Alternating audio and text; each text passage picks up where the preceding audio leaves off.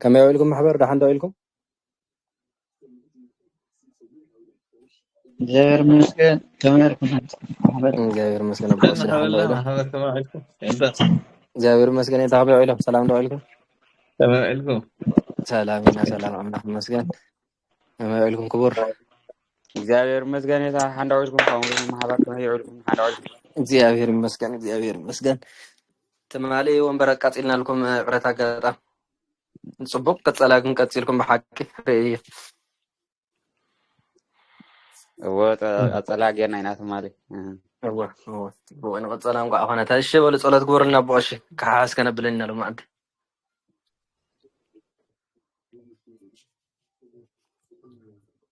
ماشي اسمع هو اللي منفس قدوس هذا أملاك آمين مريم لك مريم نسارة أملاك ساعتنا ما تزار عنهم السر ساعتنا نقول أنا بركنا تمرتنا جلسنا نورنا وزركن سلام عليكم بركة هذه تنام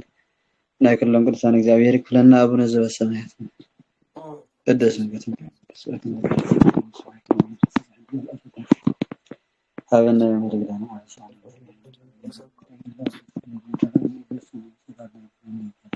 أوكي اسم ذاك يأتينا بالسير وسنة تعلم أنا أسلام بالسلام ولا توجد هنا السلام عليكم سورين اسم ذاك الهرسة سورة كمان سورة بريك تجد بالسير ستأمر ملذة እግዚአብሔር ስለቻለ ምሕረት እንዲያና ፍቅር ኢየሱስ ክርስቶስ ማምሸት برهم شتي ورنا امين بوش قال هو تسمعنا صلتنا يقبلنا እሺ እንታይ ነይሩ ሎማ አንተ ትምህርትና ግስድ ይሐቀ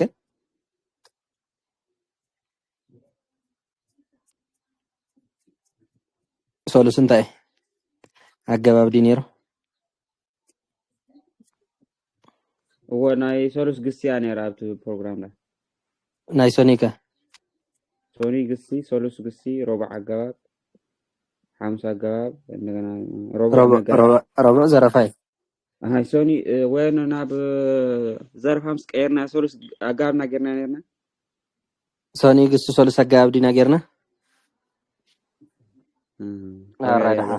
ግስ ነገባብ እንበል ግስ ሓዙ ግስ ምን ጀምርታ ናይት ማል ወንበር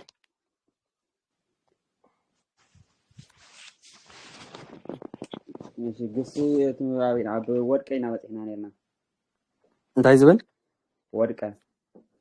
እሺ በስመ አብ ወወልድ ወመንፈስ ቅዱስ አሐዱ አምላክ ይፍቴ በኦሽ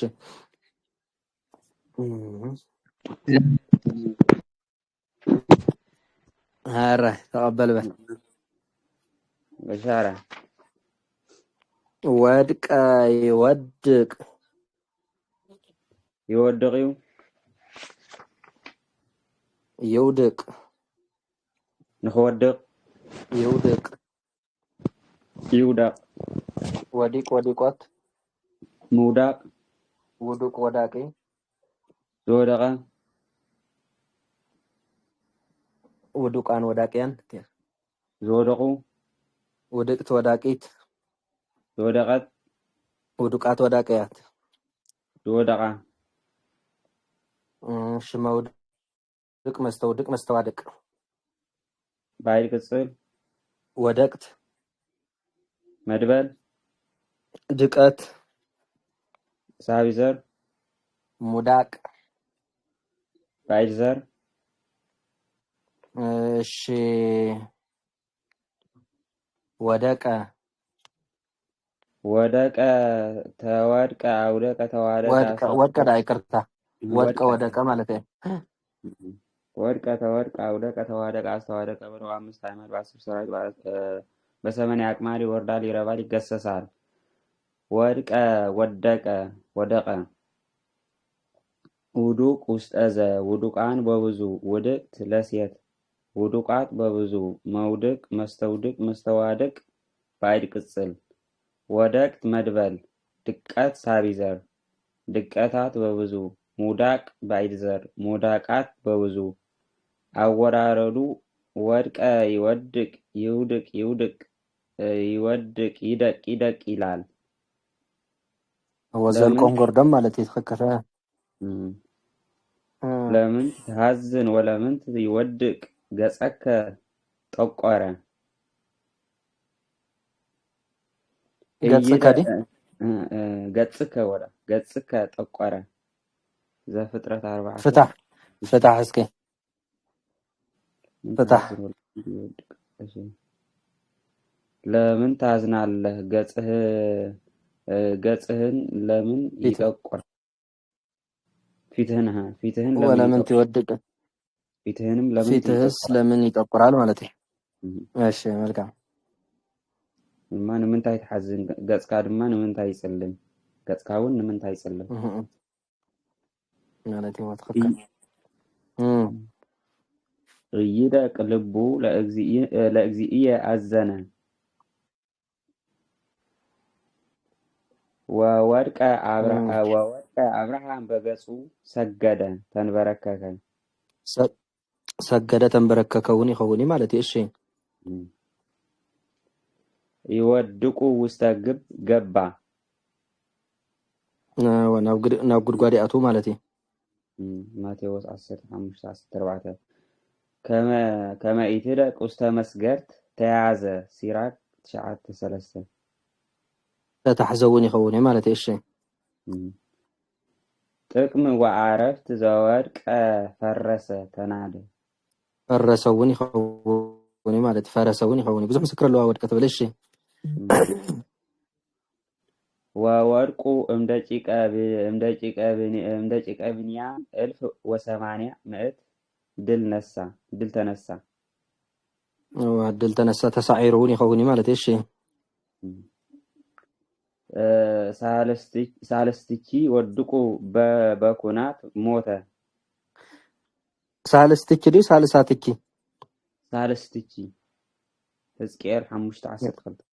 ሳልስትኪ እንተኮይኑ ንሓደ እዩ ሳልሳትኪ ይበሎ ሳልሳትኪ ወድቁ በኩናት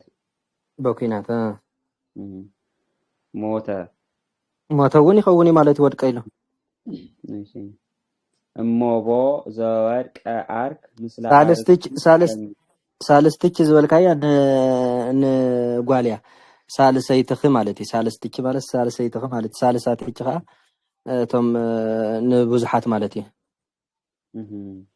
ሳልስትኪ እንተትኾን ነራ ትወድቅ ክትብል ግባእ ነይሩ ማለት እዩ ካብ ይወድቁ እንተኢላ ግን ሳልሳትኪ ክትብል ዘለዋ ማለት እዩ ሳልሳትኪ ክትብል ኣለዎ እሺ ሳልስቶ እንታይ ብብዙሓት ከመይ ይኾን ማለት እዩ ሳልስቶት ማለት እዩ ሳልሳትኪ እኮ ብብዙሓት እሺ ናይ ብትግርኛ ሳልስትኪ ሳልስትኪ ሳልሰይትኺ ድዩ ንብዙሓት ሳልሳትኪ ዝበሎ ድዩ ሳልሶትኪ እቲ አይደለም እንታይ ዝበሃል ወደ ሰለስተ ሰባት ኮይና እቶም አጉዘነስ ከትግርኛ ሰለስተ ሰባት እስኪ ሳልሰይትኺ ሳልቶም ሰለስተኺ ማለት እዩ ሰለስተኺ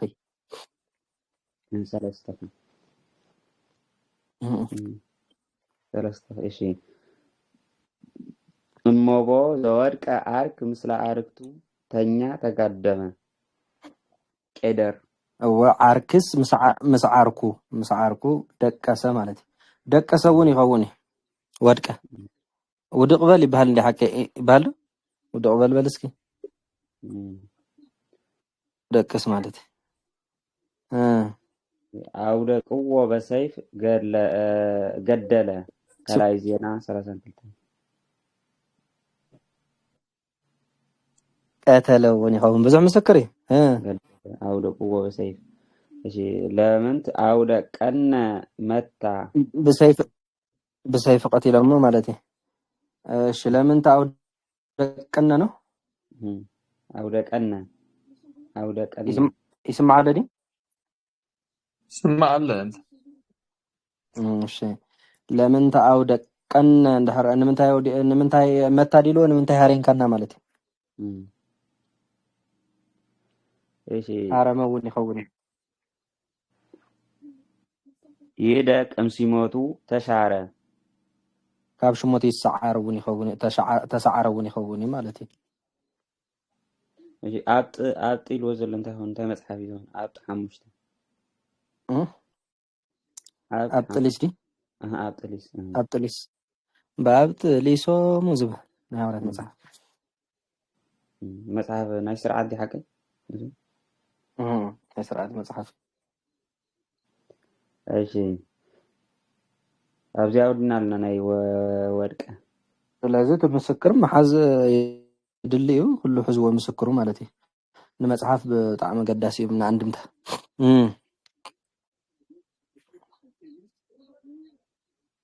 ኣብዚኣ ሕቶ እንድሕር ዘይሃሊና ከነብር ምውዳቅ ዝበል ናይ መውደቕ ማይ ዲ መውደቕ ትኽክል ሙዳቀ ሰብ የሰው መውደቂ ናይ ሰብ መውደቕ ኢልካ ክፍታሕ ይከኣል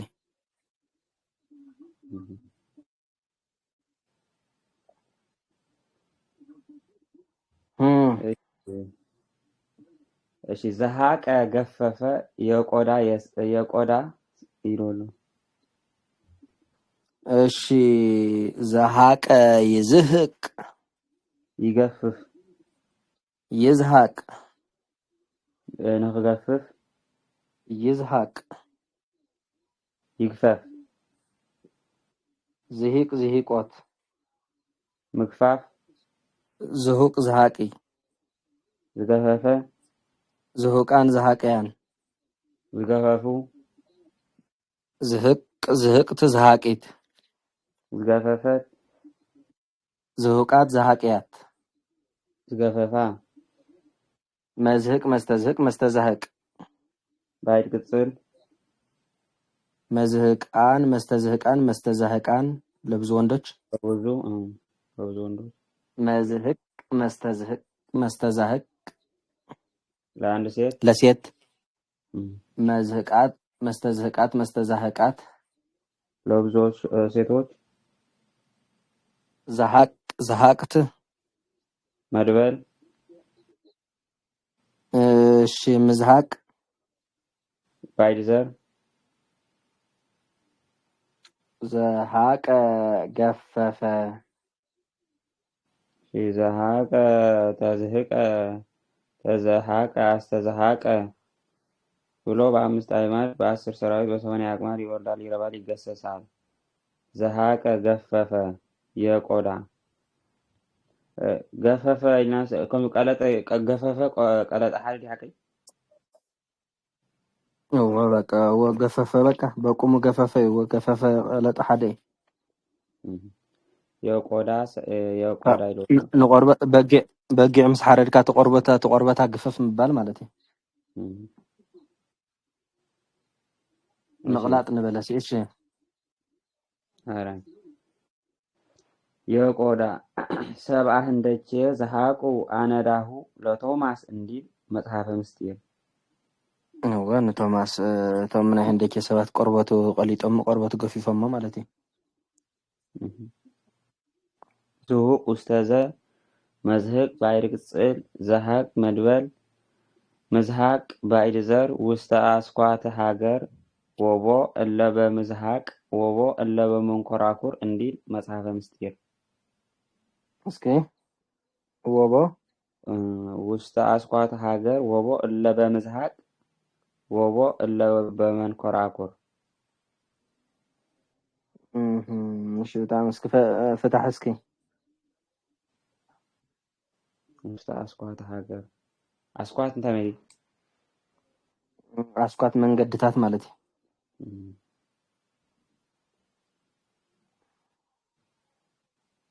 ኣብ መንገዲ ናይ ሃገር ያው መጽሐፈኛ እንዲሁ ወቦ እለ በመዝሃቅ ተዝህቁ ክብል ነይርዎ ማለት እዩ ኣብ በመንገድ በመዝሃቅ ዲ ወቦ እለ በመክፈፊያ በመክፈፊያ የተገፈፉ አሉ ወቦ ዝበለ ማለት እዩ በመንኮራኩር የተፈጩም አሉ እንዳበለ ቃቅን ዕቢልካ ጥቅስ እንዳእተኻ ምኾነ ነይሩ ሕጂ ግን ወቦ እለ በመዝሃቅ ወቦ እለ በመንኮራኩር ዝበለ መጽሐፈኛ ወቦ እለ በመዝሃቅ ተዝህቁ ወቦ እለ በመንኮራኩር ተዝህቁ እንዳበለ ከኣት ነይሩ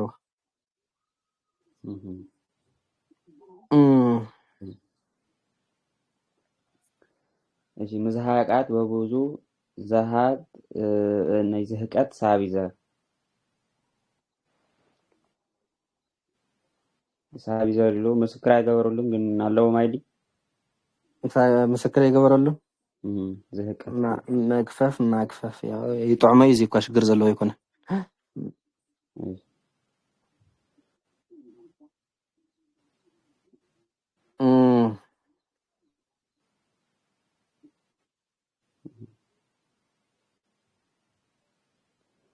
አነዳ ይባሃል ማለት ቆርበት ዋ አነዳ እሺ ዘረቀ አቧለተ የዋዛ ተዋዘ ቀለደ ማለት ዘረቀ ይዘርቅ ይዋዘ ይዝርቅ ይخዋዘ ይዝርቅ ይዋዘ ዘሪቅ ዘሪቆት ዝተዋዘ ዝሩቅ ዘራቂ መውዛው ዝሩቅ ዘራቂ ዝተዋዘ ዝሩቃን ዘራቂያን ዝተዋዘዩ ዝርቅት ዘራቂት ዝተዋዘየት ዝሩቃት ዘራቂያት ዝተዋዘያ መዝርቅ መስተዝርቅ መስተዛርቅ ባይድ ቅጽል ዘረቅት መድበል ዘርቅ ዘመድዘር ዘረቀ ዲ እሺ ዘረቀ እንደ ሐቀ ባይድ ዘር ይሉ ምዝራቅ ባይድ ዘር ምዝራቃት በብዙ ዘረቀ ቀለደ ተዋዘየ ዘረቀ ተዘርቀ አዝረቀ ተዛረቀ አስተዛረቀ ደፈሱ ኢሻራ ተሐምሽ አይማት ፍልጥ ዘረቀ አቧለተ ቀለደ ተዋዘየ የዋዛ ይሎሎ ዙሩቅ ኡስታዘ መዝረቅ ባይድ ቅጽል ዘረቅ መድበል ዘርቅ ዘመርዘር ወእመሂ ነገረ ዘርቅ አምጻአት ለከ ምሳሌ 7:5 ሰበይተ ማለት እዩ ቀልድ እንድሕር አምጻአት ልካስ ካብ አርሓቅ ማለት እዩ ዘርቃት በብዙ ምዝራቅ ባይድ ዘር ጦር ይሎሎ ዚሆለም ወጣር ማለት ኩናት ማለት እዩ ወደ ርበዮ በምዝራቅ ውስተከርሱ ወቀተሎ ወጋ ዮሴፍ እስኪ ወቀተሎ መጀመሪያ እስኪ ወደ ርበዮ በምዝራቅ ውስተከርሱ ወቀተሎ በጦር ሆዱን ወጋው ትብሉ ደርበየ ደሐንበልዎ ወደርበየ ዝበለ በመጽሐፊ በቅድሚ እሱ ሆነ ጽሑፈሎ ማለት እዩ በጦር ሆዱን ወጋው ትብሉ ምሽ ወቀተሎ ዲ ገደለውም ማለት እስከ ሞያሃ ደርበዮ በምዝራቅ ውስተከርሱ ወቀተሎ ደርበዮ ማሰሪያ በአጋፍ ጭንቁር ማያ ማድረጊያ ምዝራቅ የማድረጊያ ባለቤት ውስተ አጋፍ ቹንማው ተሳቢ ይበል ማምላክ ጎበስ ጣም እሺ ከርሱ የተሳበ ባለቤት ወቀተሎ ወቃቶች ምማያው ደጋሚ ግልጽ በቃ ታውስተ ያፈብለክ ሐሲበን ይረፈልጥ ቀያው ነይላ አንተ ተፈታህ ተሳቢያው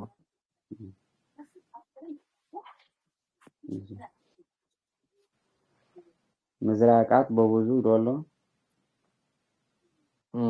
ካውኻ አብዚ ሕትም ብልና መኻውና ተሐሪፍ እንቀጥና ታዲያ ያዘለ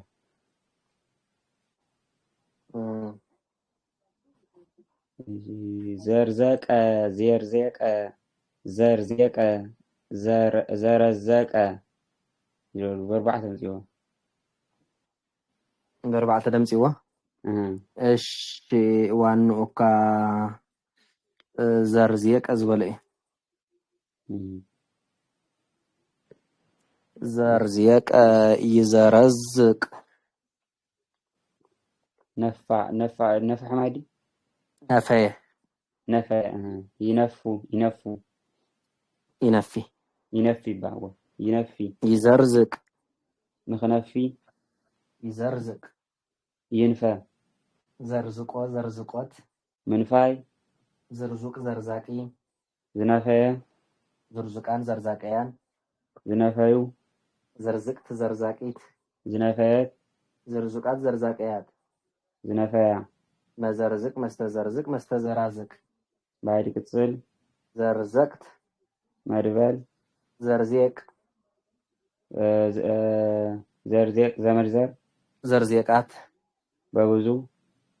እሺ ዘርዜቅ ነፈየ زرزيق نافية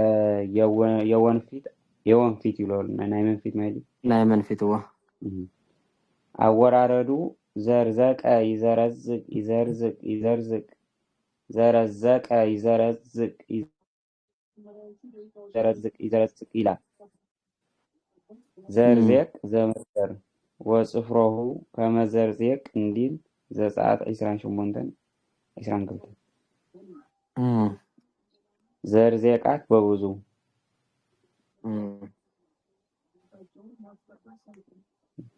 ዘርዜቅ እንደማይዲ መንፊት መንፊት ወጽፍሮሂ ከመዘርዜቅ ጽፍርስ ከመንፊት ማለት ከመንፊት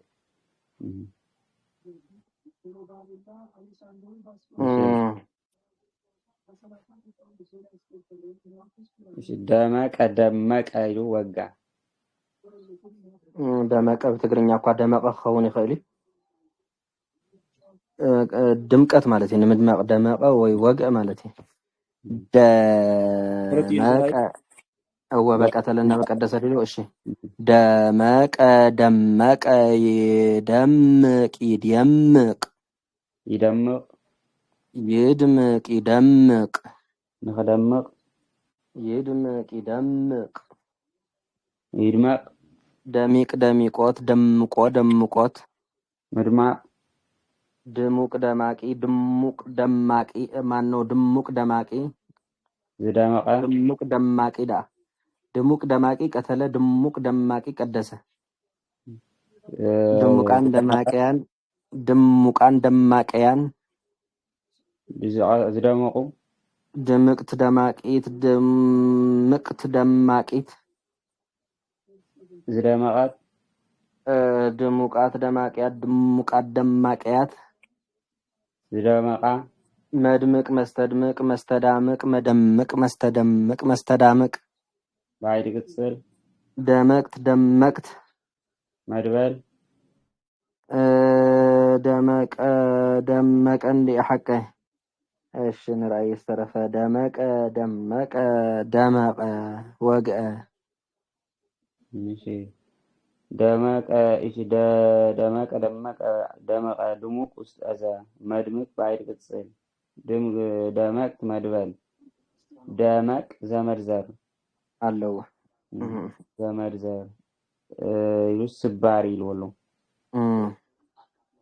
ወትገብር ደቃቀ ወደ መቀንዲል ይሳያል ደመቃት በብዙ ወይትሐጣ ቅደው ወድሙቅ አልባስ ደማቃ ሆነ ቅዱ ወድሙቅ አልባስ ደማቃ ሆነ ደሞ ክዳን ማለት እሺ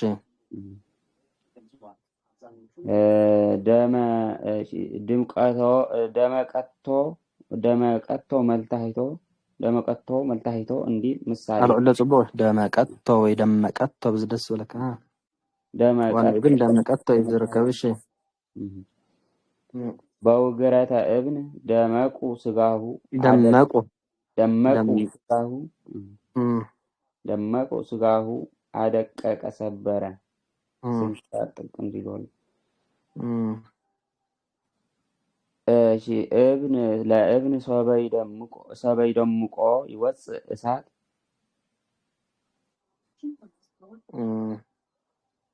ገጨ ኢልዎ ይሆናል ኢሉ እንታይ ኢልዎ ገጨ እምንን እምን ድሕር ላጋጭ ኸየስ ሓዊ የውፅእ ማለት እዩ እዚ ድርሳና አፈወርቅ ማለት እዩ እሺ ሕቶ ዘለና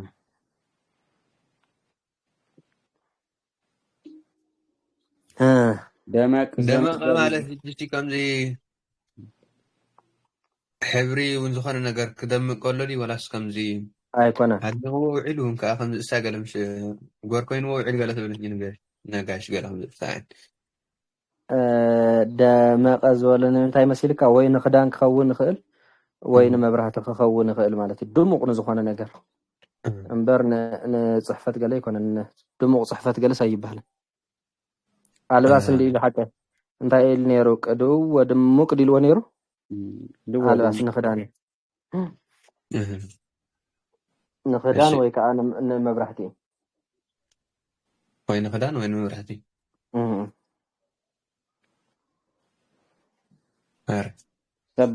ስባሪ ዝበሎ ዘመድ ዘርእቲ ደመቅ ዝብል እንታይ ስባሪ ስባር ማለት ስባር እንታይ ኢኻ ደቃቅ እንታይ ኢኻ ዝበልካዮ ደመቅ ዘመድ ዘር እሺቲ ተነራ ንባብ ደቃቀ አይነት ምስክር ነራ وتجبر دقاق ودمق እንዲል ኢሳያስ ወደመቅ ዘመድ ዘርባ ደቃቅን ሰባርን ማለት ደቃቅን ሰባርን እይ ሰባት ኮን ዘሎ ግንታይ ንምንታይ ከናይ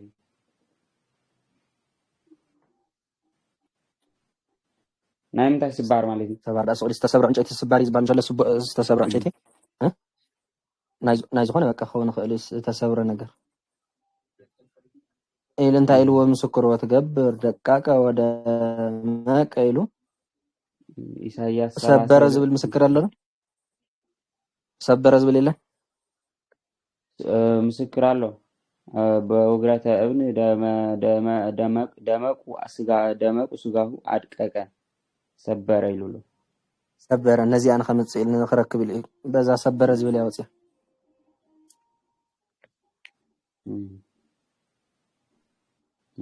እሺ በታ ሰበረ ይምጽዋ ዘለታ ዘመርዘር ማለት ነው በሰበረ ዝብል ይምጽዋ ዘለ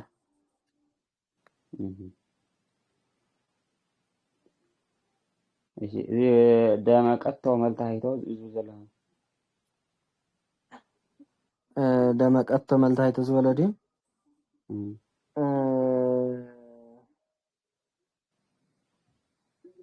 መታ ዝብለለ መታ ዝብልሲ ደመቀቶ መልታይቶ ኢሉ እንታይ ኢሉ ጥቅሱ ደመቀቶ መልታይቶ ኢሉ ምሳሌ 5:27 እስከም በቡዋ ገጭ አለው ገጨ ሰው ገጭ ያቶ ማለት ነው እሺ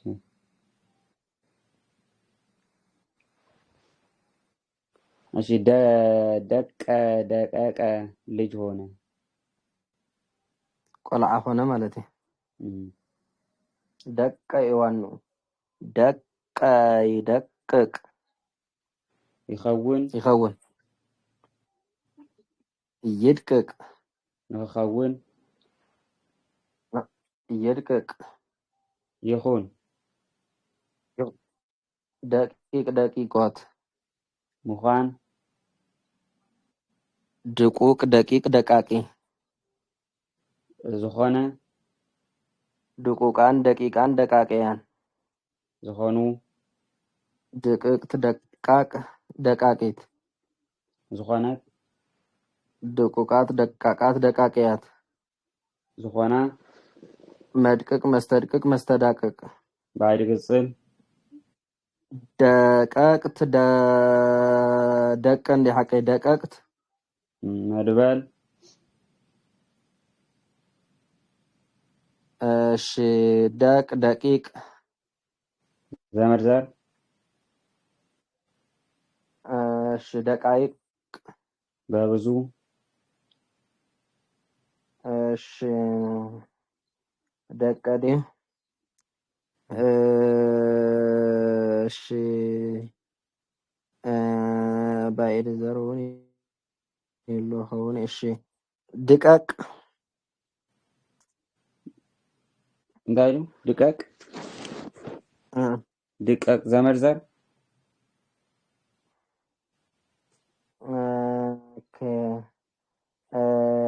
መድቀቅት መድቀቅት ባይድ ከመላት እሺ ደቀንዴ ሐቀይ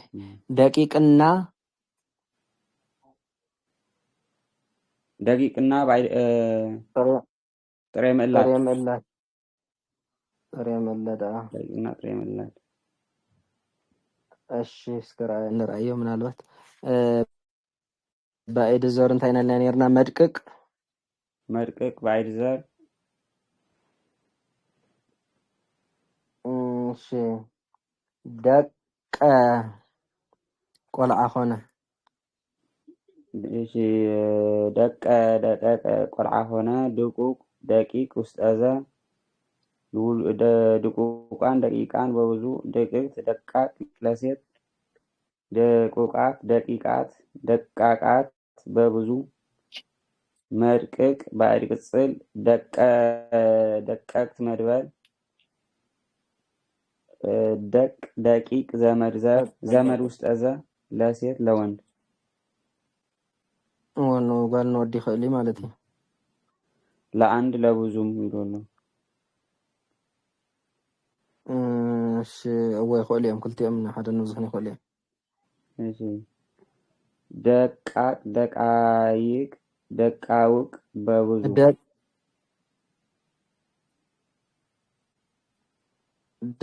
ደቃቅ ዲሎ እሺ ደቃቅ ደቃቅ ደቃውቅ በብዙ እሺ እቀብ አንስቲያቲሆሙ ወተማሕፀን ደቃውቂሆሙ እንዲል ቅዳሴ ያዕቆብ ዘስሩ ደቃውቅ ብሎ መጥበቁ ቀ መድረሻ ሲሆን እንደተ እንደጠ እንደደ ያጠብቃልና በሴቲቱ በውስጥ እና ባዕድ ቅጽል መድበል በመጥበቅ እየጎረደ በመላላት እየዘለቀ የገግስ ምላው የቀግስ ምላው ይረባል አዋጅ ነው አስተውል እስኪ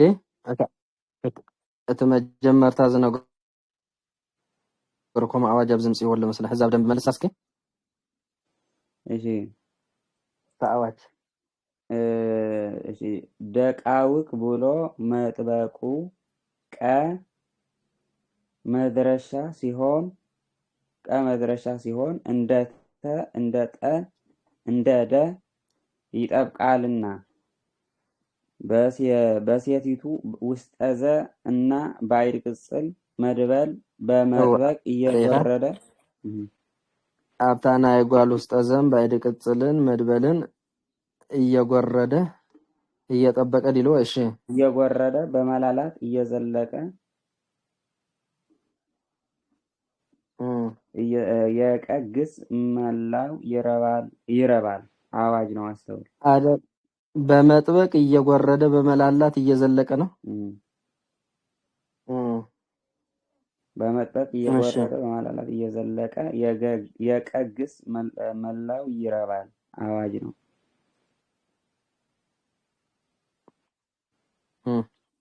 ይዶሉ እሺ መድቅቅ ባዕድ ዘር ወያደቅቅዎ በመድቀቅ ፈጨ አደቅቅ እሺ ዘኍልቍ 11:8 ይትዋስኡ ወይበሉ ድቁቅ ይትዋስኡ ወይብሉ ዲ ይትዋስኡ ወይብሉ ድቁቅ ቃሉ ቀጠነ دكما سنصار نحاسة 15 مرقت بعد كملاد مداقق ببزو دقات سابيزر دقيقنا طريم الله بدقيقناه يكلع دقيقنها انديل فليكسيوس إلو السانتا إلو فليكسيوس يلو 35 ماشي لا يتنسو دقنا ويتوا نيو بقدمينا عربኛ ሆነ በረታ አርበኛ ሆነ በረታ ይማ ከላይ ነገስ 14 መልካም አብዚያ ወደ ያለ አንተ ምስክራ አውቶ ዘለና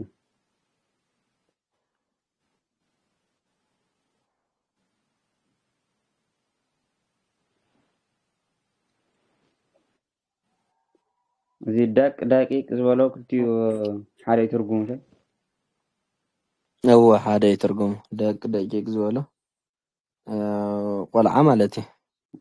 ደቂቅ ዝበለ ጅን ሓደ ንብዙሕን ይኽእል ሓደ ንብዙሕን ይኽእል እሺ መድቀቅ ዝበለው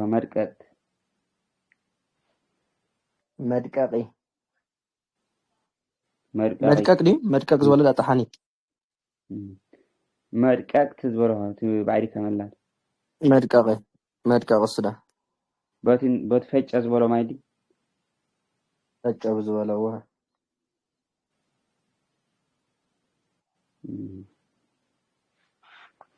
እዚ ባዕዲ ዘር ግን ቆልዓ በቃ በቆሙ ከም ናይ ዘመድ ዘር ማይዲ ደቂቅ ዶ ቆልዓ ሰለስተ ደቂቅ ሰለስተ ቆልዑት ሓደ ደቂቅ ሓደ ቆልዓ ድቀት ሳቢዘር ድቀት ሳቢዘር ዲ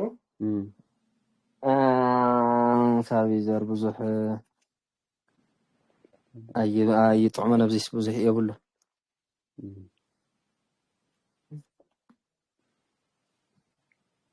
እንታይ ዝብል ነይሮም ኣብ ሰዓታት ኣለዎም ካብዚ ወፀር ይኸውን ድቀተ ፀሩ ዘይርኢ ዝብል ወድቀ ካብ ዝበለ እዩ ካብ ወድቀ ዝበለ ደቂቅና ጥረ ምላርከ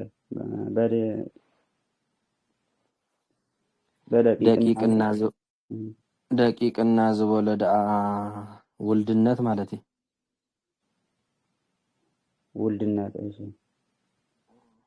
በደቂቅናሁ ይከልአ ደቂቅናሃ እንዲል በቁልዕነቱ ሲ ቁልዕና በደቂቅናሁ ይከልአ ደቂቅናሃ በቁልዕነቱ ቁልዕና ንቁልዕነታ ኣይከልአን ማለት እዩ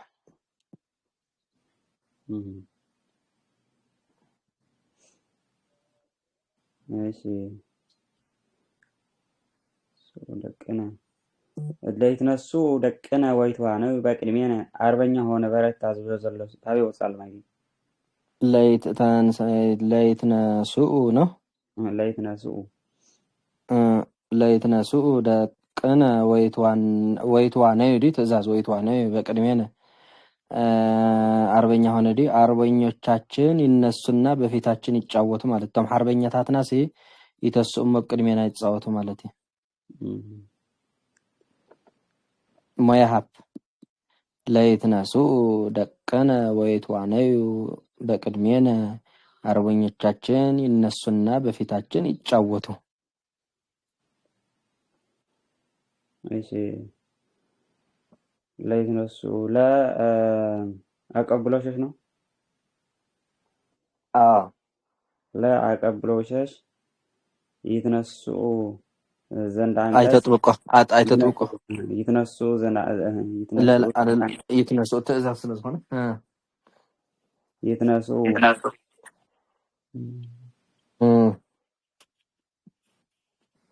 ይነሱና ማሰሪያ ማን ነው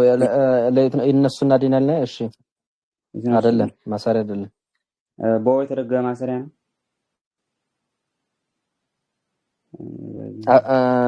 በወ የፈዘዘ አንቀጽ በወ የፈዘዘ አንቀጽ በወ የፈዘዘ አንቀጽ እሺ ይትነሱ በወ የፈዘዘ አንቀጽ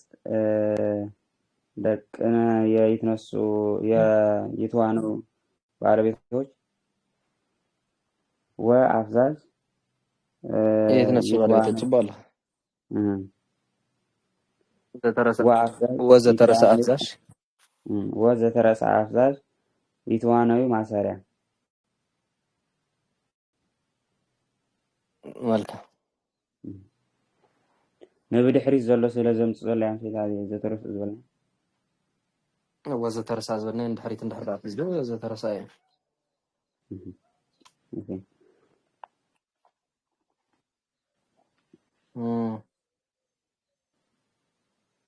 እሺ ከዚህ ወጽል ድማ ደደቅ ተጣላ አደጋ ጣለ ሳይታሰብ ደረሰ ድንገተኛ ሆነ ከተፍ አለ ብዙ ሀቢብ ተጣላ ዲል ተጻልአ ማለት በቃ ዝረቡ ሕዚ ተጣላ አደጋ ደርበየ ከይተሓሰበ በጽሐ ይዝለ ዘሎ ተጻልአ ብዝብል ሓዞ ተጻልአ ደደቀ ይደድቅ ይጻላ እሺ ደደቀ ዲ ደደቀ ይደድቅ ይጻላ ይደድቅ ንኽጻላ ይደድቅ ይጻላ ደዲቅ ደዲቆት ምጽላ ድዱቅ ደዳቂ ዝተጻለ ድዱቃን ደዳቂያን ዝተጻሉ ድድቅት ደዳቂት ዝተጻለአት ድዱቃት ደዳቂያት ዝተጻላ መደድቅ መስተደድቅ መስተዳድቅ ባህሪ ቅጽል ደደቅት መድበል ድድቀት ሳቢዘር ድድቅ ዘመድዘር ደደቀ ተጻልአ ደደቀ ተጻልአ ተጣላ አደጋ ጣለ ሳይታሰብ ደረሰ ከተፋለ አወራረዱ ይደድቅ ደዲቆት ይላል ለቡ ድዱቅ ውስጠዘ መደድቅ መስተደድቅ መስተዳድቅ ባይድ ቅጽል ደደቅት መድበል ድድቀት ሳቢዘር ሰሚዓ ድድቀተ እምቃለ ወልድ ዮሴፍ ዮሳ እንዲል ደራሲ ዮሴፍ ዮሳ እንዲል ደራሲ እስኪ ሰሚዓ ድድቀተ እምቃለ ወልደ ዮሴፍ ዮሳ እምቃለ ወልደ ዮሴፍ ዮሳ እንዲል ደራሲ ድድቅ ዘመድ ዘር ድድቃት በብዙ አብዚያ ወዲሉ እሺ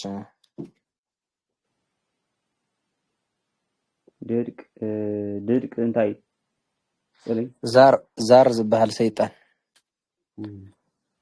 ስለ ዘበአስ ማለት እዩ ኣብዚ ወፂ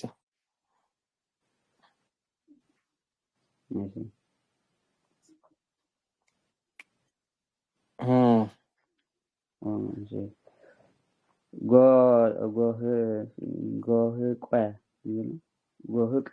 ጎበጠ ጉህቀ ዲ ጉህቀ ጎበጠ እሺ ጉህቀ ጎበጠ ማለት ያው ጉህቀ ይጉህቅ ይጉብጥ ይጉሃቅ ንኸጉብጥ ይጉሃቅ ይጎብጥ ጉሂቆት ምጉባጥ ጉሃቁ ይጎበጠ ጉህቋን ጉሃቁያን ይገበጡ ጉህቅት ጉሃቁት ይጎበጠት ጉህቃት ጉሃቁያት ይጎበጣ መጉህቅ መስተጉህቅ መስተጓሁቅ ባይድ ቅጽል ጉሃቁት መድበል ጓሂቁ ዘመድዘር ጉህቀ ጎበጠ ጉህቀ ጎበጠ አጎበጠ አጎነበሰ መካን ዘጉህቀት መካን ዘጉህቀት መካን መካን መካን መካን ዘጉህቀት አልዑ ለጆኻ መካን ዘጉህቀት መካን ዘጉህቀት ወሞተ ማሂፀና እንዲል አፈወርቅ ድርሳን فتح اسكي مكان زغوقت وموت ما هصنا دي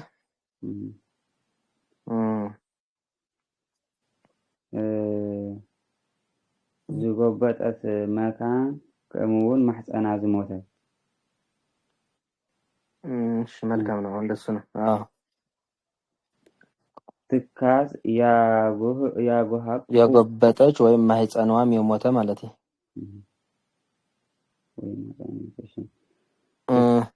ያጓሃቁ አባለ ታዝሞተ ዝብላ ዘሎ ነታ ሰበይቲ ዲስ ዋላ ነቲ ማህፀናይ ነቲ ማህፀና ባውላድ ዘቋረፀ ማለት ይኮ ዋላ ነቲ ማህፀና ዝሞተ ዋላ ትምጉባት ነቲ ማህፀናይ ቢሽ ዘጉህቀት ይወዘር አይኮነን ዝጎበጠት ባጎቢጣ በቃ በቃ ምግቢትን ተወልደ ይትፈልኛ ማለት ነው معالت أخيله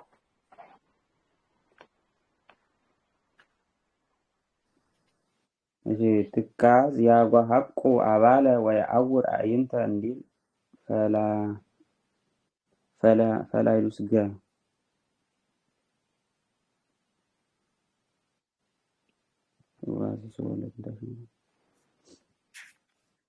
اسكس من اسكي فلا يلوس غير ولا دغ ماسكي سمع اخوان تكاز ياغو حقو عبالة ويعور عينت اما فتح الجهاز كتكاز ولا تكاز وزولني حسن ولا ايش تكاز حسن أكال يغبط كمون عينتي يعور እንደዛ ነው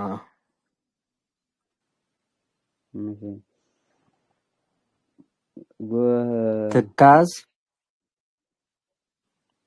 ያጓሃቁ አባለ ወያአውር አይንተ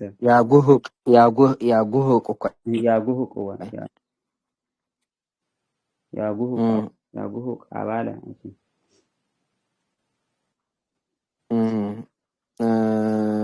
ወንታይ ህጅዝ ወያአውር አይንተ ዝበላ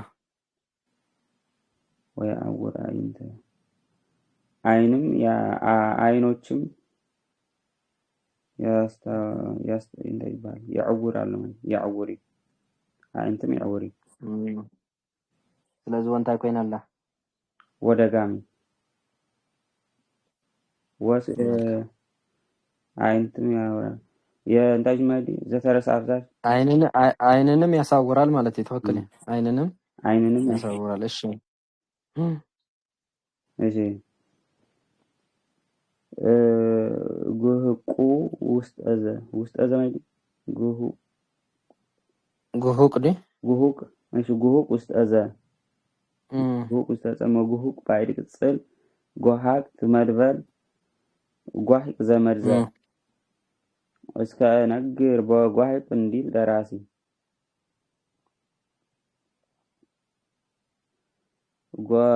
ጎሃቅ ጎህቋት በብዙ ጉህቆት ሳቢዘር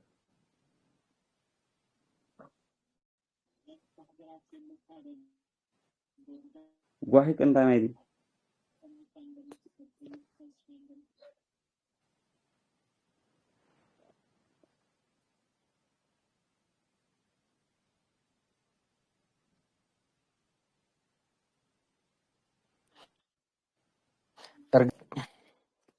اللهم ده محبر كلهم تسمع اللهم ده اسك حنت حطكم من على تكدك سيله معالت انتي مالتي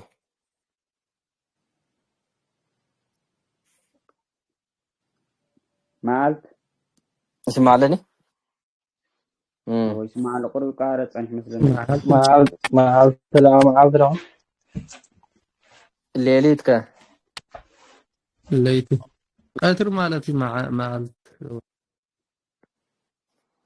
معالت قطر مالت هراي إلتك መዓልቲ انت يفل الليل سلستي انت يفل الليل معالت إلت ليلت መዓልቲ ቀትሪ እዩ ሌሊት ከዓ ለይቲ እዩ እለት ከዓ ናይ ቀትርን ለይትን ኩላ ብሓደ اسكسكي معالتي መዓልቲ ዘሎ ቀትሪ ማለት እዩ ፀሓይ ክሳዕ ትዓርብ ሌሊት ከዓ كاب فارس جمير كمالتي ካብ ፋርስ ዲ ክጅመር قطر ختبل كلا خاصكم تبزل لها خات مسلي لي انا تصرب بالله بساعاتك ካብ ብርሃን بساعاتات ፀሓይ ወይ ከዓ ካብ بساعاتات بساعاتات ብሰዓታት ዶ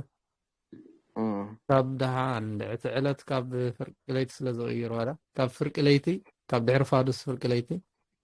ክሳብ ፍርቂ ለይቲ ማለት እዩ ከምኡ ዲዞም ዘሎ معالتها ሌሊት ኮይኑ በቃ እታ ፀሓይ ምስ ዓረበት ዳ ፀሓይ ዕርብ መሰረት ዘሎ ክሳዕ ፀሓይ ትበርቕ أكافل نسلستي أنا كافل لنتن ساعات شجر يقولن كاب كندزي كساب كندزي كونه سأكافل له اوكي ካብ ሰዓት له ተወሰፍ ماشي مالت ዝብለ ዘሎ ካብ ንጎ ሰዓት ሸውዓተ كندي ساعات يزرو زرو مالت زبالس كندي ساعات يوسد كندي ساعات مالت 10 مالت 12 ليلة 12 إذا تقع 24 ساعة معلتي 24 ساعات مثلني على معلتي كندي ساعات دينا نقول 24 ساعات ينفون هاي كان نبوز حسابي علت 24 ساعة نبوز حسابيات الدناقر حزوازي أبدا بمعالت الليليت إلات فل الليل لو يتردهم معالت هم تعرف بزبلا مالتي معالت زبال 10 زحزة مالتي ليت زبالك أو بكم ليتي إلات زبالك 24 ساعتي ناي معالتنا ناي ليتن زحزة سلازم معالت مالت علت مالت هيكون يفعل عليه ብግእዝያ ማለት ከምዚ በትግርኛ መተጋጊ አለ ማለት ولا بتقريني تجاجيت معالت مالتي ለይትን ቀትርን ሓደ ደሚርና ኢና መዓልቲ ንብሎ ብማዓ ሕጂ ኣብ ኦሪጅ ፍጥረት ዘለውን ሓደ መዓልቲ ኮነ ገለ እናብለ እሳይን ዝገብሮ ክንዲዚ መዓልቲ ገይረ መፅያት ትብል حمشت መዓልቲ ማለት بتقريني اسكي ሓሙሽተ መዓልቲ ገይረ መፅያት ትብል እጂ ለይትን ቀትርን ቆፂርካ ካኸውም ትብል ስለዚ بتقريني كم يتخونلا مالتي معالت نزبلتا نمعالتن እታ ዕለት ትብልሲ እታ ዕለትን መዓልትንስ ብሓደ ትርጉም ይትርጎም ኣለዋ ማለት እዩ ብሓደ ትርጉም ትርጎም ኣለዋ አዎ ትክክል እዩ ብትግርኛ ግን መዓልቲ መዓልቲ እዩ ዕለቲ ሌሊት ከዓ ሌሊት መዓልቲ ዝበሃል ቀትሪ በቃ 12 ሰዓታት እዩ ካብ ንጎ ጀሚርካ ክሳብ ምሸት ዘሎ ለይቲ ዝበሃል ከዓ ለይቲ እዩ ዕለት ዝበሃል ከዓ መዓልትን ለይትን ዘጠቃለለ ማለት እዩ ከም ዝበልኩም ብትግርኛ ግን መዓልቲ ክንደይ መዓልቲ ዳ ጌርካ ሰለስተ መዓልቲ ጌርካ ክበሃል እንከሎ ኣብቲ መዓልትስ ለይቲት ውስጥ እዛ ኮይኑሎ ማለት ፍቲ ውሽጡ ለይ ሰለስተ ዕለት ጌረይ መቸም ይባሃል ሓቀ አይባሃል ወትክክል ያው ከማያ በግእዛ ግን ያው ሰለስቲን ፍልል የለውን ዕለት ከምዚ ዳታ ዓይነት ኢና ንጥቀም ቀትሪ የለም ኣብ መዓልቲ ዝጥቕለል ዋጂ ቀትርን ለይትን ምሸትን ለይትን ኣብ ለይቲ ይጥቕለል ንጉሆን ቀትርን ከዓ ኣብ መዓልቲ ይጥቕለል ማለት እዩ ብኻልእ እውን ያው ጎህ ፅባህ ሰርክ ምሴት ነግ ምናምን እንዳበለ እውን ይፈላለዩ እንዲ ብሓፈሻ ግን ሰለስቲአን ግን ፍሉጣት እየን መዓልቲ ለይቲ ዕለት ዝብላ እዚአን እየን ማለት እዩ ካብኡ ናብኡ ካብ ሰዓታት ናብ ሰዓታት እንዳገበረ እውን ኣፈላለዩ ኣለዋ ፀዋዋዕ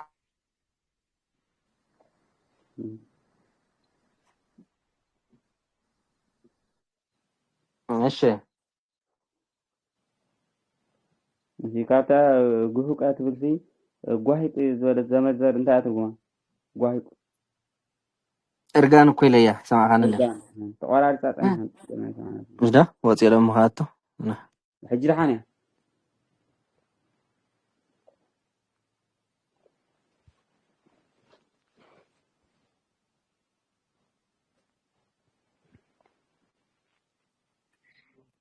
እሺ ስمع لدجي وسمع له سمعني እሺ رافع متى حتى بتاعك ما عرفت قارت نيرات حتى في المتى ما عرفت يكون مش حتكون عارف ما عرفت قارت ماشي በቃ ጓይ ቀርጋን ማለት እዩ እሺ ቀጽል ዘሎ ድማ ጠለቀ አደፈ ረከሰ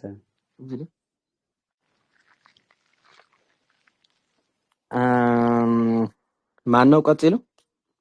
ጠለቀ አደፈ ረከሰ ጠለቀ ዲ ረስሐ ማለት እዩ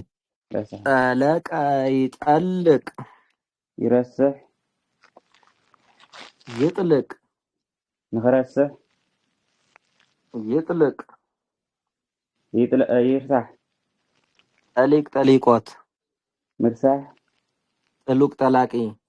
ዝረስሐ ጥሉቃን ጠላቀያን ዝረስሑ ጥልቅት ጠላቂት ዝረስሐት ጥሉቃት ጠላቀያት ዝረስሐ መጥልቅ መስተጥልቅ መስተጣልቅ ባይር ቅጽል ጠለቅት መድበል ጥልቀት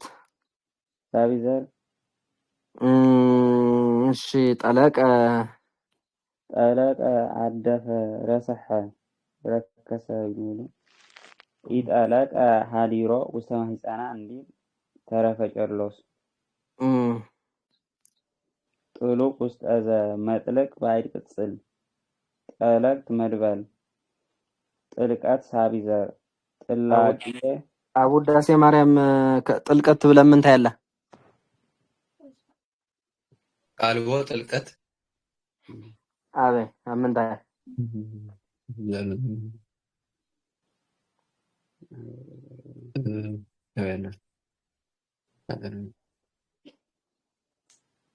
بل كساب زرحوا قصل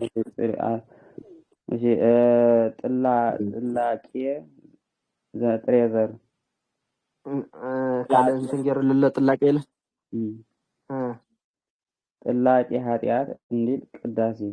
ቄደር አለው ቄደር ጥሬዘር ሆነ ነው እሺ አምና ቀዳም ከመከብካብ ዘአልቦ ጥልቀት ታይ ማለት ይፈ ተርጉምስ ከመከብካብ ዘአልቦ ጥልቀት ረስሐት ይብሉ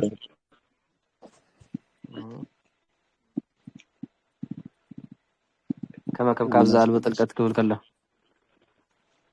رسحات ጥልቀት رسحات لكم ترجموا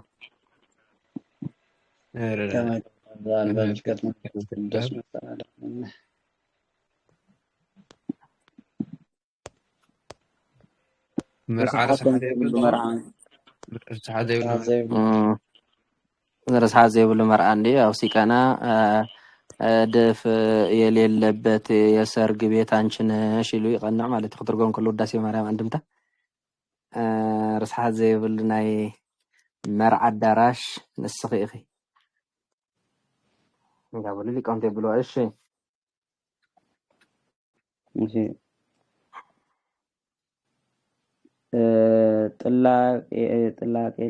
ጥላቄ ኃጢአት እንዲል ኤደር ጥላቄ በብዙ ተሰክር ምድር እንደ ሞሙ ወተጠልቅ እምስብሆሙ ጠገበ ጸገበውን ይኸውኒ ማለት ነው ገበረካ ዚማ ኢሳይያስ 34:7 ማይቱ ሰቆራረ ኮንኩሙኒ ወጠለክሙ ሰለቸ እስኪ ሰቆራረ ኮንኩሙኒ ወጠለክሙኒ ሰለቸ ጠላ ወጠለክሙኒ እንዴ ተቆራረ ኮንኩሙኒ ወጠለቅሙኒ ኒየብለ ወጠለቅሙ ባይዘር ጥሩ እጅ ተቆራረ ኮንኩሙኒ ወጠለቁኩሙ ዲ ወጠለቁኩሙ ወጠለቁኩሙ እሺ ፍታህ እስኪ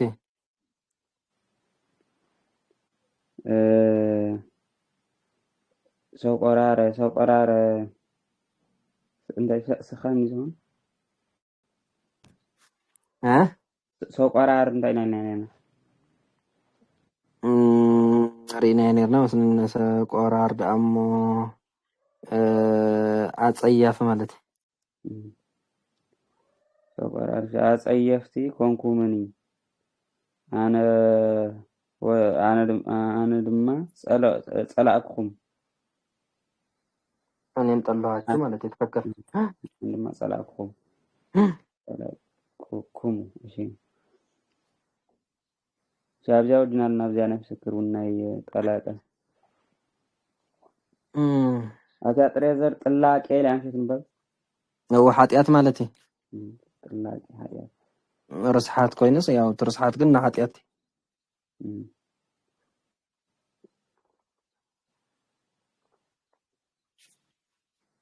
ካለ ፈተውን ከሄሎና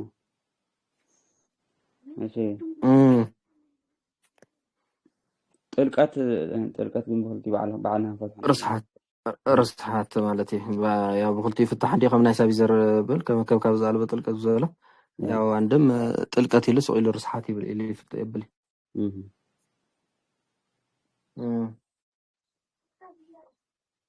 ከም ናይ ዘመን ትርጉም ማለት ጠበቀ ያዘዲልዎ ጠበቀ ማለት በትግርኛ ጠበቀ ይጠብቅ ወይ ከዓ ሓዘ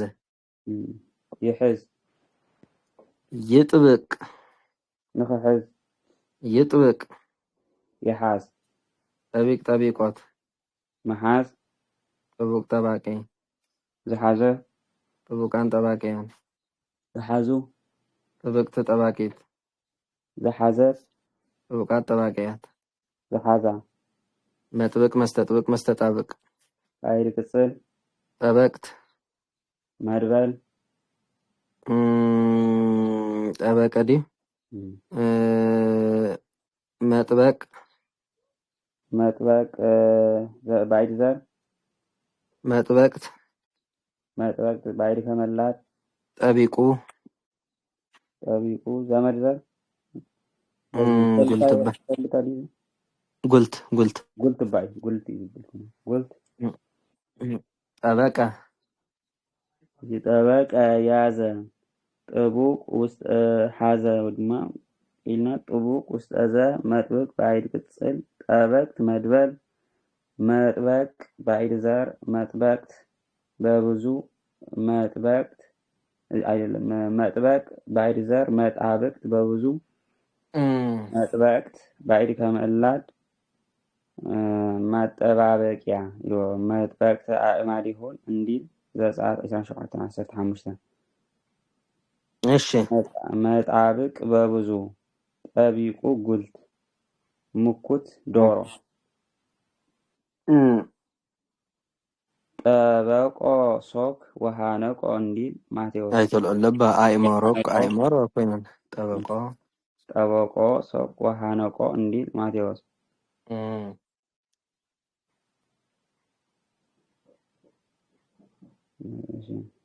ብዛዕባ ዘርእን ዘርአን ክዛረብን ከለ ኣብ ወንጀል ማቴዎስ ምዕራፍ ክንደይ ማቴዎስ 10:36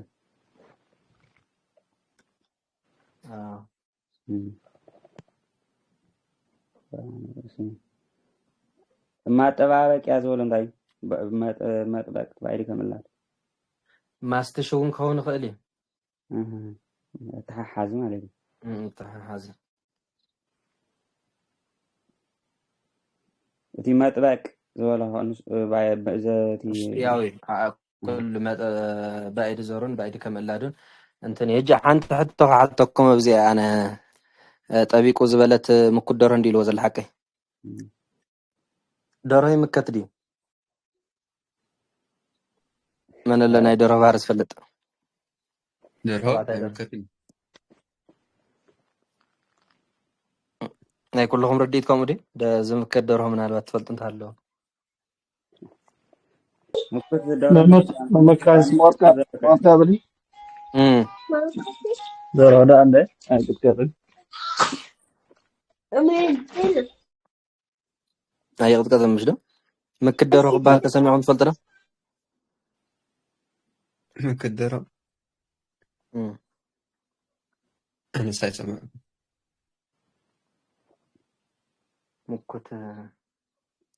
مكت زبلنا من تاي زغد صلب تقنية ما حتى ود ما حتى تمام الذي ود يعني قال مكت يلي بهال مكت ماغولا واستقطقط اللي جن زي تقطقط ما بدا ممكاتكم قطقط ማለት ያው مقطقات ማለት እንዴ ወደሮ قطقጣለው እንትን ፈስደ ይባላል ፈሲል በወልደ እንደይብሎ እሱስ وانا خات مكت دره بهال يمو بخمي كم زبهال نمبال ይለኩ ኩኩና ይለሆ በቃ ወይ ኮሙ ከምባል በቃ ኩኩናይ ማለት እንታይ ማለት ነው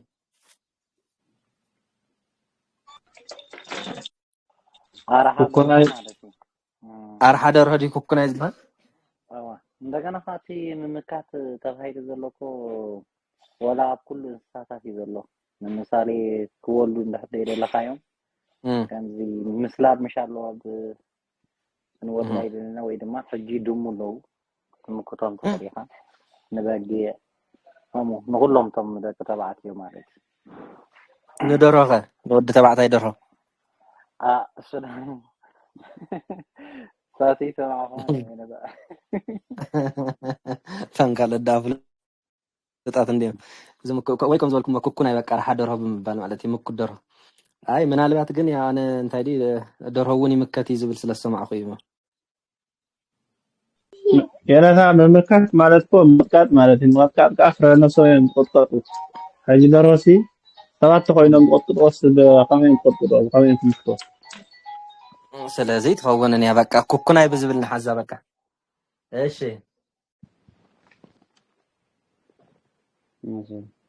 ሕጂ ንምንታይ ነቲ ትደርሆ ጽቡቅ ገረኹም ዝኾነ መግለጽ ማይዲ ንቆመሉ እዋ ኩኩናይ ደርሆ ተባዕታይ ደርሆ ማለት እዩ ዝረበ ካልእ ዘዋወራ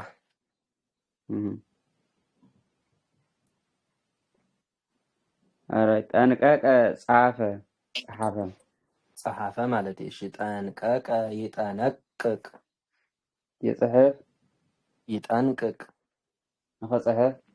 ይጠንቅቅ ይጽሓፍ ጠንቅቆ ጠንቅቆት ምጽሓፍ ጥንቁቅ ጠንቃቂ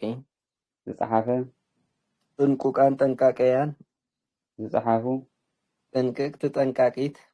ዝጸሓፈት ጥንቁቃት ጠንቃቀያት ዝጸሓፋ መጠንቅቅ መስተጠንቅቅ መስተጠናቅቅ ባይድ ቅጽል ጠንቀቅት መድበል ጠንቀቀ ጸሓፈ ይጠነቅቅ ጠንቅቆ ጠንቅቆት ይላል እስኪ ይጠነቅቅ ምስ በልካ ይጠነቅቅ ማይሉ ኮምዲ ልዎ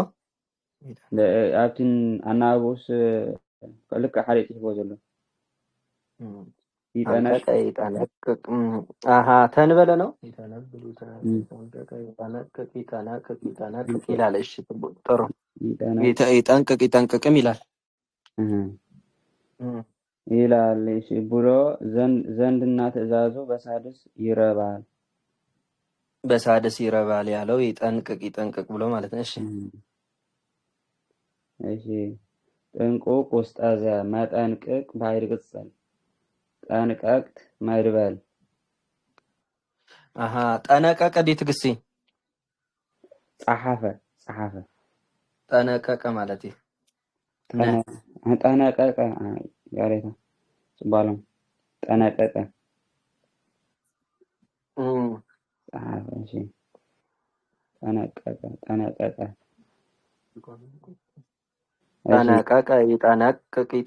ይጠነቅቅ ይብልኩም እንትኮይኑ ጠንቀቀ የገሲስ ያነ እሺ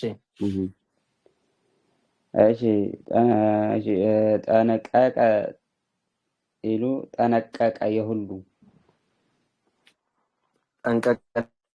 ዲና ሄጂ ጠንቀቀ ማለት እዚ ካ ጠንቀቀ ተሓደ ጸሓፈ ነይሩ እዚ ካ ጠንቀቀ ይጠነቅቅ ንኸጠንቀቅ ይጠንቅቅ ጠንቅቆት ወጥንቃቅ ጥንቁቅ ጠንቃቂ ዝተጠንቀቐ ጥንቁቃን ጠንቃቀያን ዝተጠንቀቁ أجهم ጠንቅቅ ጠንቃቂት ዝጠንቀቃት ያገነ መስለኒ ዝጠንቀቃት مستعزب بمستعمل يفتح شجر زلوا يكونن هو جن وان أخصي الشيء ما تنكك ما استتن ما إنه ما تنكك ما استتنكك ما استتناكك بعد كسر تنككت مدبل تنكاكي تريزر تنكاك زمرزر تنكاك تنكاك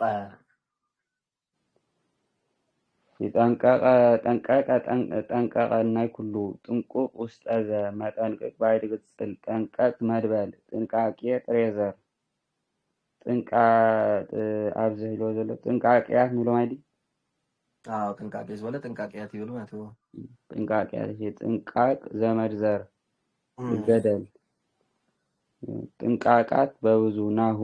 ርእስየ ውስተ ጥንቃቃተ መደብር እንዲል ዮናስ ክልተ ሸውዓተ ማይዲ እይደሉ አውስቦ ብእሲት ዘይጠንቀቀት ዓሰርተ አውርሃ ድህረ ሞተ يدفع بايتلوا عسرته አውርሃ ድህረ ሞተ ምታ أورها دالو عسرته أورها دهر موت متها ዓሰርተ አውርሃ ድህረ ሞተ ምታ መላ ፈጸመ وسبيت سي بلا سبعيان حرد أميتوا يدلو أو سبو بأسيت زئيت أن كاكات عسرت أورها دهر موت متى وسبعيان مسمتسي عسرت ورح خيمة لا يو كال سبعيك تحزي ولا كال سبعيون نعاق حزي ولم مالتي سبعيان مسمتس عسرت ورحس كتصنح له أبو حدو مسكر رميت واحد عركت مرأي بالله مالتي እሺ ጠንቃቃ ዝበለታሲ መፍጻሚያ ማለት ሙዳ ጠንቃቀ ንምፍጽ ጥንቃቀ ይባል ጥንቃቀ ተጠንቀቀ ማለት በጥንቃቅ ምጥንቃቅ ዳ በቃ ንቃል እግዚአብሔር ሁን ተጠንቂቃ መሐዝውን ክኾን ክእል ምጥንቃቅ በቃ ጠንቃቀ ጥንቃቀ ቢል ሐዘ ማለት ተጠንቃቀ እንታይ ለጥንቃቅ ለዘመድ ዘር ገደል ለይሉ ሐቀይ ጸድፊ ጸድፊ እጅ ተጠንቂቃ ከተሐልፋከ بخوم يخاف زي وصي وصل لهجي ስለዚህ ንጥንቃቄ ማለት ነተሐዘ ቃል እግዚአብሔር ከሆነ ኸል ንመንገድ ከሆነ ኸል ንዝኾነ አይነት ነገራት ከሆነ ኸል ምጥንቃቄ ይድል ማለት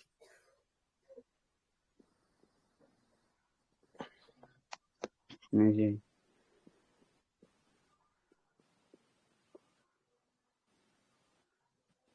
ጥንቃቄ ሎ ዘለኻ ምጥንቃቅ ማይዲ ምጥንቃቅ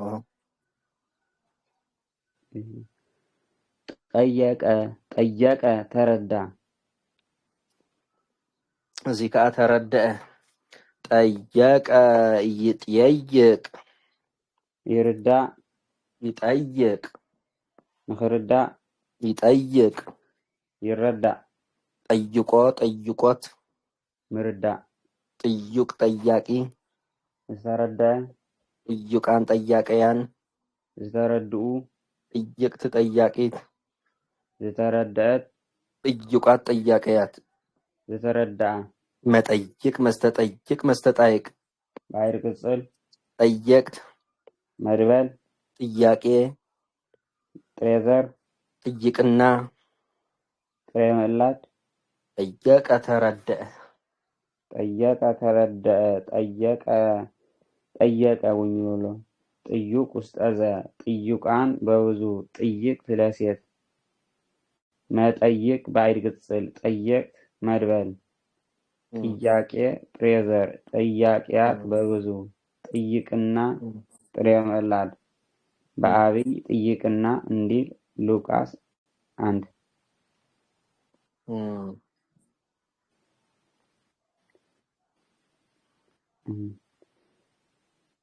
ጥያቄ ርድኢት ማይዲ ኩቲ ጥያቄን ጥይቅና ጥያቄ ርድኢት ዋላ ሕቶውን ክኸውን ክእል ሓቲትካ እንዲኻ ትርዳእ حتون خون خلي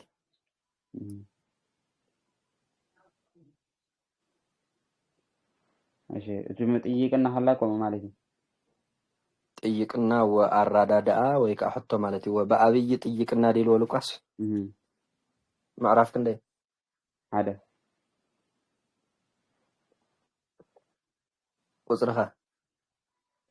ቁጽርስ አይገበሩልን ዘለው ደት ደምስ አላ ብናት ይመስለኝ ማለት ሓደ ደቅን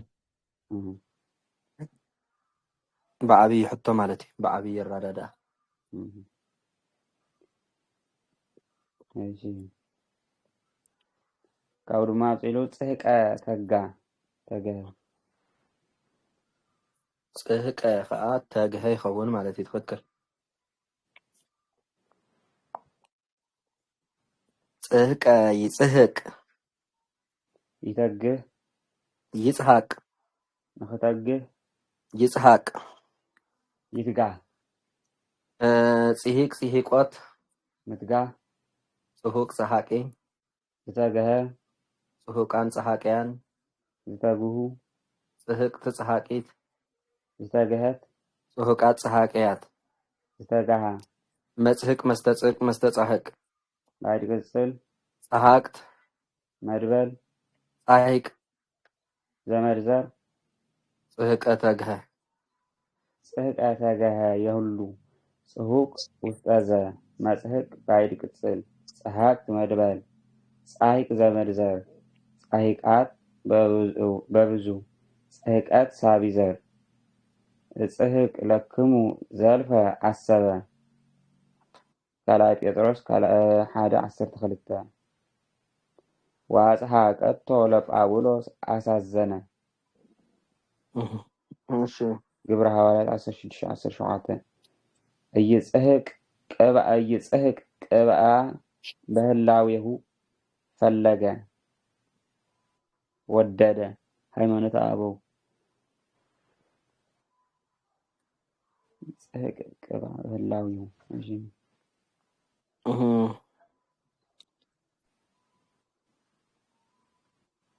በህላዊ ሄዲ አለ አሃዱ ራእይ ወአሃዱ ህላዊ ዝበለ እንታይ ማለት እዩ ትርጉሙ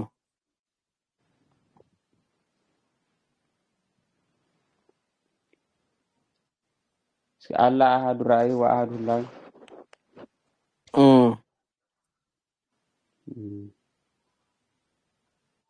ኣብ ምንታይ ኢኸ ዘሎ አለ አሃዱ ራእይ ወአሃዱ ህላዊ ወአሃዱ መለኮት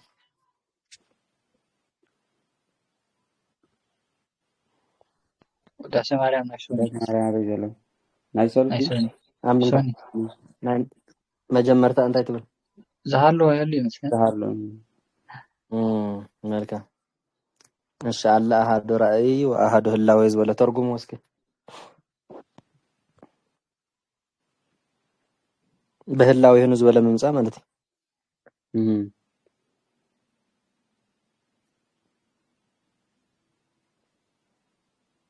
አለ አሃዱ ራእይ ትርኢቱ ሓደ ይኮን ከመይ አለ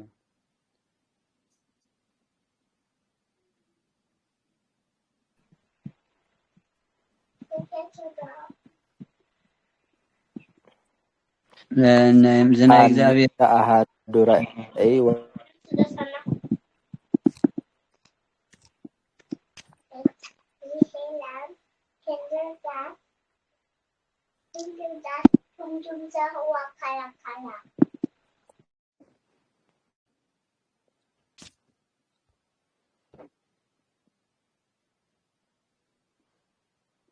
تقارب صحيح مثلا اسمع زلا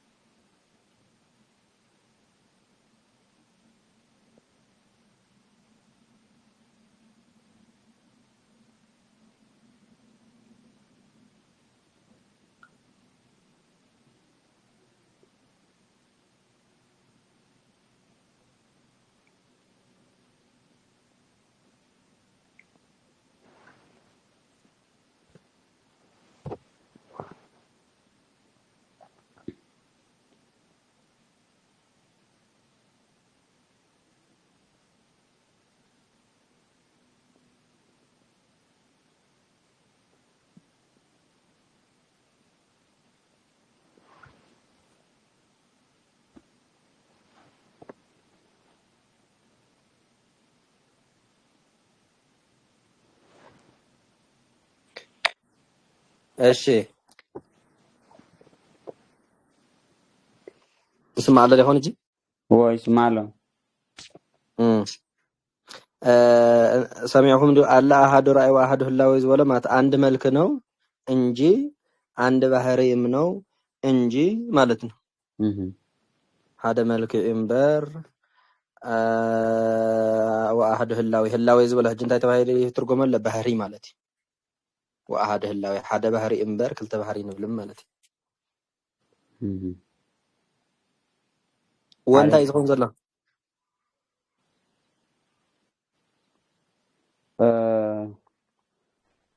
الله هادو انت لو يرنا الله هادو رايت الله هادو راي عند ملك نو انجي حدا ملك إمبر هذا بحري ونمبر مالتي دغام مايدي ማሰራጋች አንድም አንድ መጀመሪያ እንታይና አንድ መልክ ነው እንጂ እና አንድም ባህሪ ነው እንጂ እንብለለና ማሰራጋች አውራች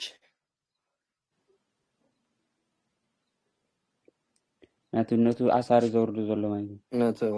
ነው ይወርድ ዘሎ ማለት ነው እሺ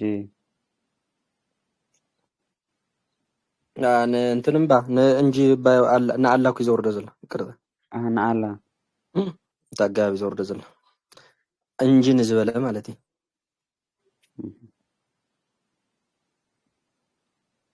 እሺ ካብ ቅጽል ድማ ጸረቀ ጋገረ ጸረቀ ሰንከተ ማለት እዩ ጸረቀ ይጸርቅ ይስንክት ይጽርቅ አስንክት ይጽርቅ ይሰንክት ጸሪቅ ጸሪቆት ምስንካት ጽሩቅ ጸራቂ ሰንከተ ጽሩቃን ጸራቂያን ሰንከቱ ጽርቅት ጸራቂት ሰንከተት ጽሩቃት ጸራቂያት ሰንከታ መጽርቅ መስተጽርቅ መስተጻርቅ ባይድ ቅጽል ጸረቅት መድበል ጸረቀ ነው ጸሪቅ ጸርቅ ዘመድዘር ጸራይቅ አጽርቅት በብዙ ጽርቀት ሳቢዘር ጽርቀታት በብዙ ጸረቀ ጸረቀ ሰንከተ ጽሩቅ ውስጠዘ መጽርቅ ባይድ ቅጽል ጸረቅ መድበል ጸሪቅ ጸርቅ ዘመድዘር ጸራይቅ አጽርቅት በብዙ ጽርቀት ሳቢዘር እሺ ዛቅረውኩም ኃይሌ ተስበል ዛቅረውኩም ኃይሌ አውክፈ አይላፈ من اللي زخل حال ذكره بلو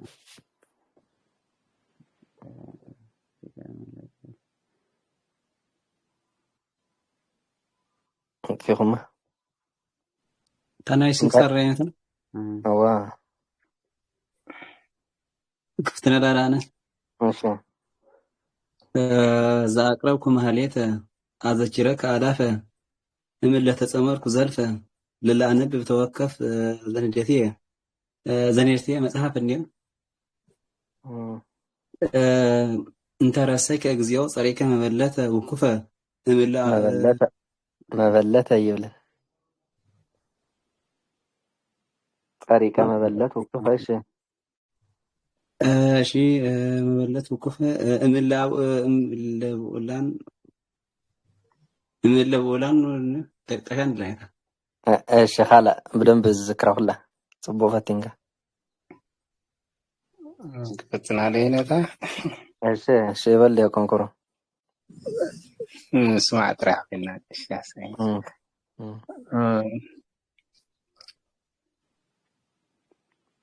اوكي بس ما انت يا مونيرة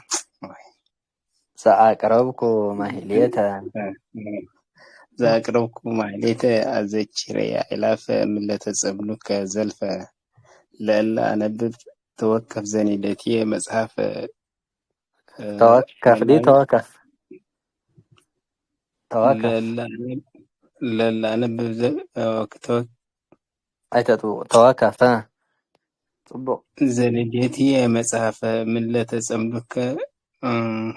ምልአቡ ብኡላን ዘተርፈ ነቢያት ቅዱሳን ነቢያት ቅዱሳን ወሐዋርያት ሰባኪያን ሰማዕት ወጻድቃን ደናግል አዲ አዲ ወመነኮሳት ደናግል አዲ ወመነኮሳት ደናግል ባርኮ አዲ ባርኩ ወመነኮሳት ባርኮ ጉባኤ ዛቲ መካን ባርኮ ጉባኤ ዛቲ መካን እስከ አረጋው ልሂቅ ወእምንዑስ ሕፃን ለዘተወክፎ ክርታስ ወለዘ ልቃን ሐዲስ ያሬታ ተሐዋዊስና በጣም ይበል ሁሉ ፈትንኩም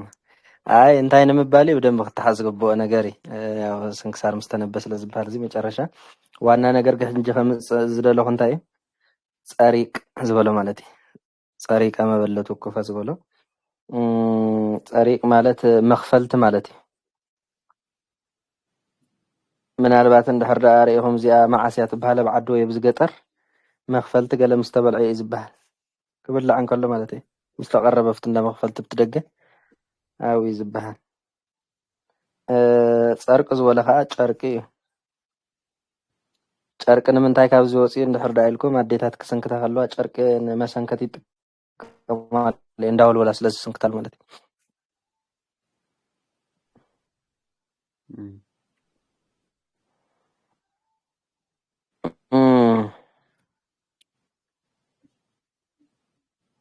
እዩ ጸንቀቀ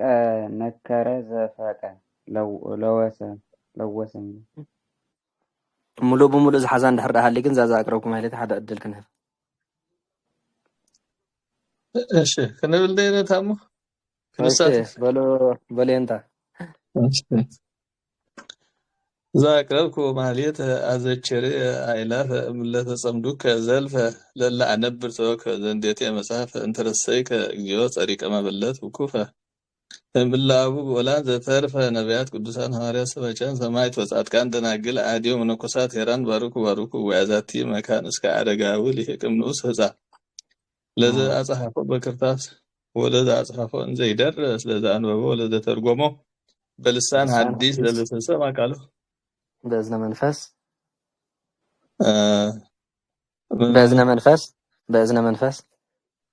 በእዝነ መንፈስ አዲስ አይደለም ወደ ሰማ ቃሉ በእዝነ መንፈስ ማርያም አራቂ ተኩል ለዛ አጽሐፈው በክርታስ ወለዛ አጽሐፈው እንዘ ይደርስ ለዛ አንበቦ ወለዛ ተርጎሞ በልሳን ሐዲስ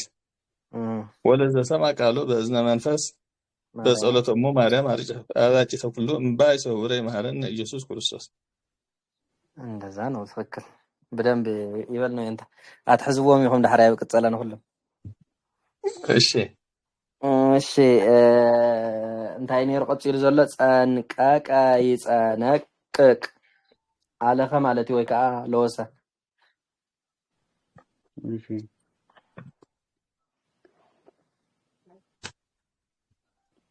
በል ጸንቀቀ አለኸሺ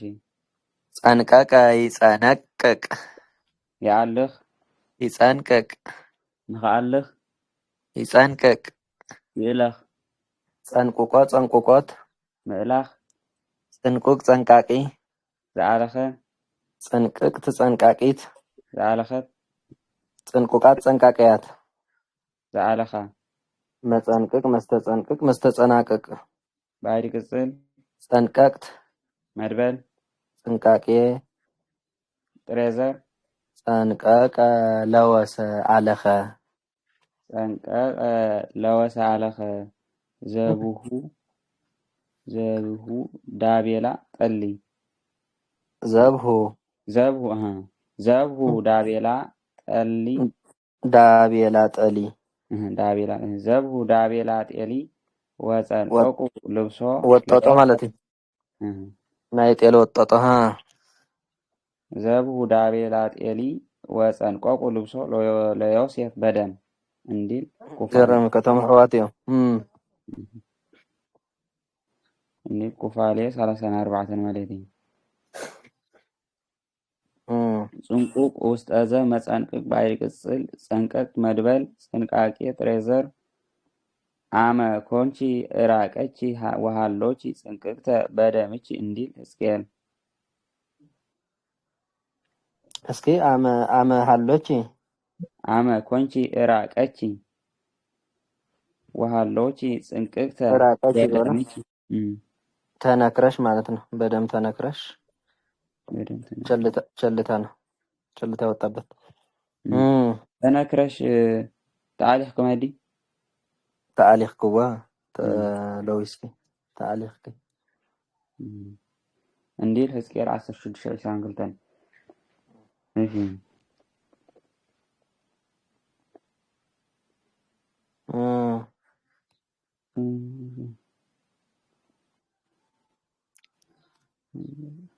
ስሕቶ እንደዘልና ናቲ ክንሰግር ጻድቀ እውነተኛ ሆነ ጻድቀ ይጸድቅ ይኸውን ይጽድቅ ይሁን ይጽድቅ ይሁን ጸዲቅ ጸዲቆት ምዃን ጽዱቅ ጸዳቂ ዝኾነ ጽዱቃን ጸዳቂያን ዝኾኑ ጽድቅቲ ጸዳቂት ዝኾነት ጽዱቃት ጸዳቂያት ዝኾና መጽድቅ መስተጽድቅ መስተጻድቅ ባዕድ ቅጽል ጸድቀ ድዩ ይቅርታ ብንተ ጸዲቅ ጸዲቆት ጸዲቅ ምጽዳቅ ምዃን ጽዱቅ ጻድቅ ጸዳቂ ዝኾነ ጽዱቃን ጻድቃን ጸዳቂያን ዝኾኑ ጽድቅቲ ጻድቅቲ ጸዳቂት ዝኾነት ጽዱቃት ጻድቃት ጸዳቂያት ዝኾና መጽድቅ መስተጽድቅ መስተጻድቅ ባዕድ ቅጽል መጽደቂ ባዕድ ሳልስ ቅጽል መጽደቂያን ለወንዶች ለወንዶች መጽደቂት ለሴት መጽደቂያት ለሴቶች ጸደቅት መድበል እሺ ጽድቅ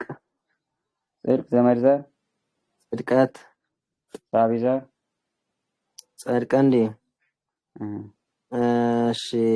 ጸድቀ ሐቀኛ ሆነ ጸድቀ ሐቀኛ ሆነ ከመ ትጸድቅ በነቢብከ ወትማዕ በኩነኔከ እንዲል መዝሙር ጽዱቅ ጻድቅ ውስጥ ጽዱቃን ጻድቃን በብዙ ጽድቅት ጻድቅት ለሴት ጽዱቃት ጻድቃት በብዙ መጽደቅ መስተጽድቅ መስተጻድቅ ባዕድ ቅጽል ጸደቅት መድበል መጽደቂ ባዕድ ሳልስ ቅጽል ሃይማኖተ ክርስቶስ መጽደቂ እንዲል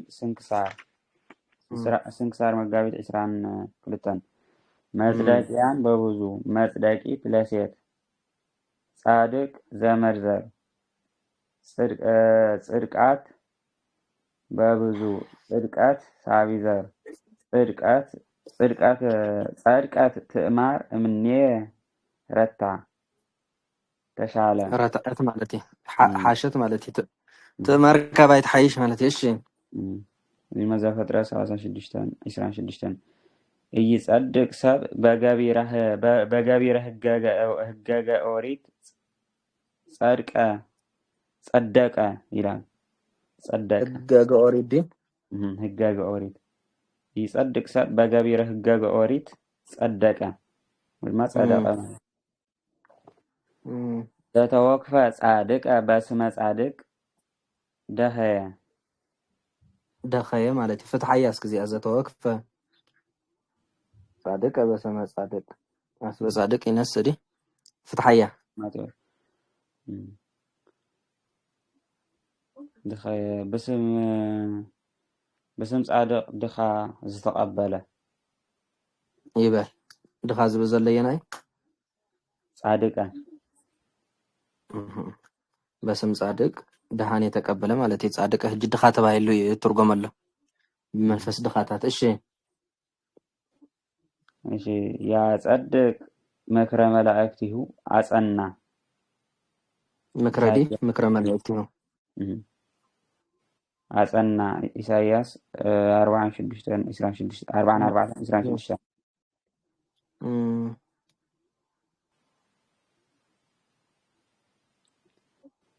ለአጽድቆተ ቃል ዘንብየ ተረዳ አቡ ሳሂር لا أصدق ቃል ዘነቤዲ የምንለው ቃል የምንናገረው ቃልን ለማስረዳት ማለት ነው። ዘነቤ ዘቅጽል የምንናገረው ቃልን ለማስረዳት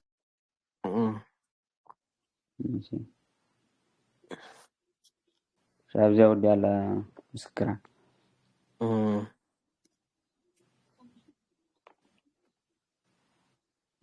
እሺ እቶ ይብላ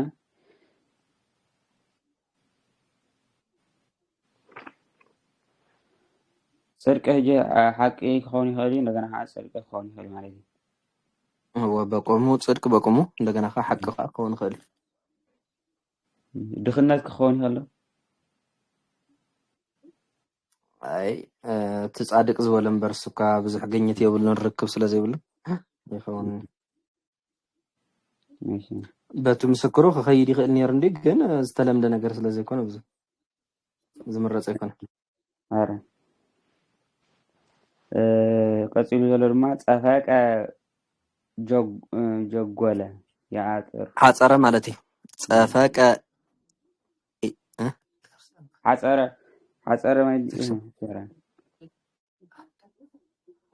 ዋይ አነስ ፍልን ለማ እንተኮነ ንጽባህ ንምፍላጥ ኢለ ንምፍላጥ እሺ ጸፈቀ ይጸፍቅ يحصر يصفق نخاصر يصفق يحصر صفيق صفيقات محصار صفوق صفاقي تحصره صفوقان صفاقيان تحصروا صفقت صفاقيت تحصرت صفوقات صفاقيات تحصره مصفق مستصفق مستጻፍቅ بعد كسل صفقت مدبل تصفاق زمان بعد زر صفق حصره صفق حصره يعطر እሺ እላ ጸፍቁ ንስሐ እንዲል ሄርማ መጽሐፍ ሄርማ ጽፉቅ ውስጠዘ ጽፉቃን በብዙ ጽፍቅ ለሴት ጽፉቃት በብዙ መጽፍቅ መስተጽፍቅ መስተጻፍቅ ባይድ ቅጽል ጻፈት መድበል ተጽፋቅ ባይድ ዘር ይታጸው ሙላድ በተጽፋቀ ማህፀን ሰባ ወፈረ ዝገርም ፍታህ እስኪ ይታጸው ሙላድ በተጽፋቀ ማህፀን ማህፀን እንደህርዳ ሰፊፉ ማህፀን እንደህርዳ ገጂፉ ማለት ነው መውላድ ይቋረጽ ማን ይልዎ መጽሐፍ እንታይ መጽሐፈ ምስጢር ዝገርም ስለዚህ ያው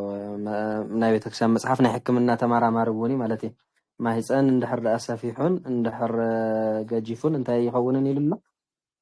መውላድ ይቋረጽ ወልደ ይኽእል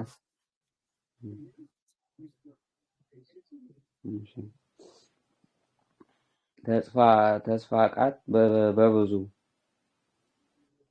ማህፀነ ራሄል ተጻፍቀ ዘጋ ራሄል ማህፀነ ራሄል ተጻፍቀ ተዓጺ ማለት ነው ራሄል ሰቤት ማን ያኔራ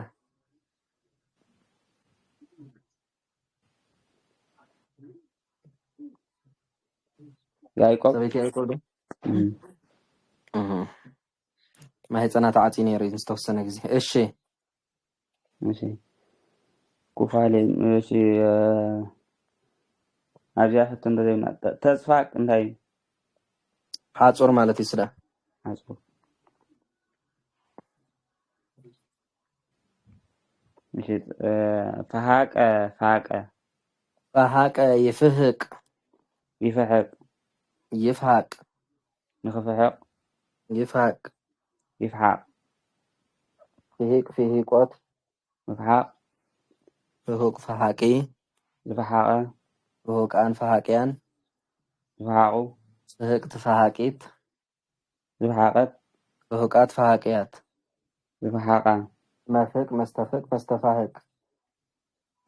መድበል فهاق فهاق መድበል شفهاق فحق زمد زر مفهاق بعد زر كذا قطلو يا فهاق دي فهقو تريزر فهاق فحاق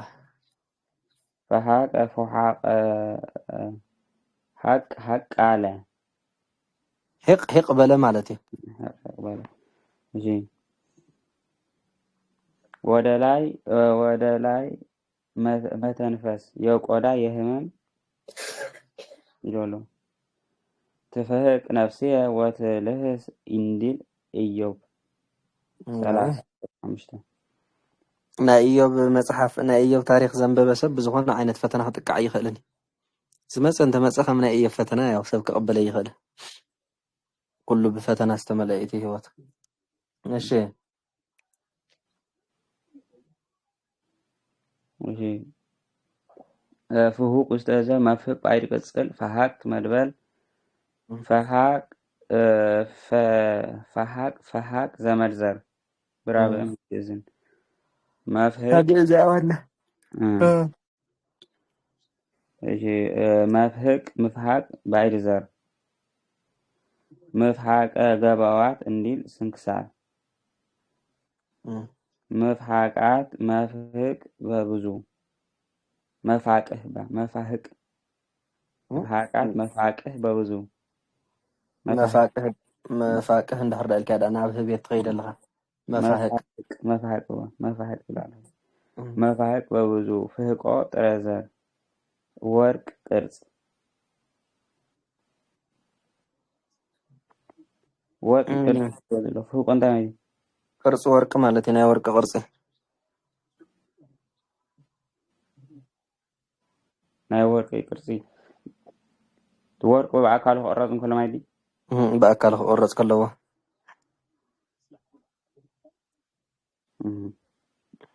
كم زمسل عينة قرص مالتي ماشي فاتي فحق زبلنايو فحق زبلنايو فحقات مالتي زتفحق نجر فحق بقى بتقرينيا فحق يبهل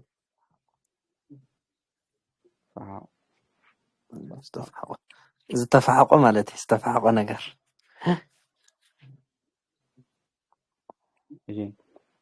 تفهق نفسية وتلهس ويكا هيقتا مالتي فحق زول هيقتا هيك بلا هيقتا ماشي هيقتا مالتي تفهق نفسي هيق تبل مالتي سبك موت كله هيك اللي يزموت مثلا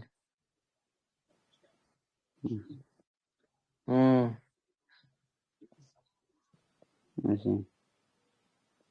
أبزي كن يوك ودا يهمم يلوز زلوزي ناي قربتنا حمام تراي ما يدي زي انتشون تحيح فحاق هو يوك ودا يهمم زولا دا هو فحاق نزولا ناي قربتنا حمام نيوا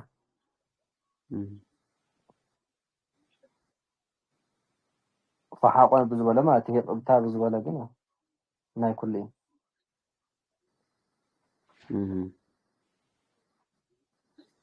كاين مالتي يعني كذا فاق القسم حمام كاين مالتي فحاقو خنبلن كلناسي سؤال كان عنجيت مفحاق يكون عنجيتوني فحاق اللي حكي فوق تبلي حكي قلنا يكون قربت يلوزي برانا مايدي بخونس قربت هو نزخون قربت برانا ون كون خيلين ناي سب قربت كون خيل ناي بعراي قربت كون خيل بقى قربت زبل طرح مفحاق بحالس ان قربت دانبر عنجيت نغال نخال نغير يقول انت انهم زم الفاق قالت هي تعرف الناس اللي مفحاق من الفعدي من الفعد امو كم يجر كره تلفع زغونه نغير توسخل لي مفحاق سؤال كاتا قربت فحاق قبل كم موصاي قربت نختلف عقم بروسيسات اللي مثلا وانسرا شوط زوبل نختلف انت اخذ قبر لنا قربت شو قال الصوتات سلازح وسهجم زي يبل ما تزي في اللي تعال هنا تغير هذا لكن هيك مالتي هو هيق من بال مالتي هيقطع حيز كاديدا يبهال مش هيقطع مالتي يا ما سوى كلام قاسي تاجس قبر أنا نكون ما بقول هيك جلس الهم هو أما السكو نابلع لما تنفس كودا لا ما تنفس لوا حمام يكون عليه هيك مالتك حمام في حمام كذا يكون أو قررها أكل كذا هون نجار هيق زب الحمام مش حيز كله مالتي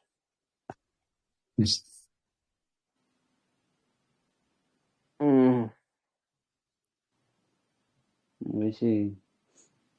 وتعرف هو قص ولد جنسي كهم زوج ناي قاشم ماي ناي ورقي استنى تزخون تلاف عين استقرت هو بورك نستقرص كل بقى يخوني فوق مالتي ناي ورق الرازي ماشي فرق كفله فرق أدي حجزنا ورق قرص خنو بالكلنا خمي بنابنة سبات على بورق ويزخون تاريخ صار سبات مشلو تقريصون قلب ورق الزبلو مالتي نوعون يخوني فلا لي خون ورق قرصنون يخوني فوق زوال ورق تقبرت خليها قرصون تقبرت خليها ناي ورق قرصون تقبرت خليها مالتي نابزقن الكلام ترجم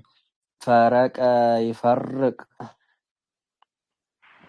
يخفل يفرق يخفل يفرق يخفل فريقات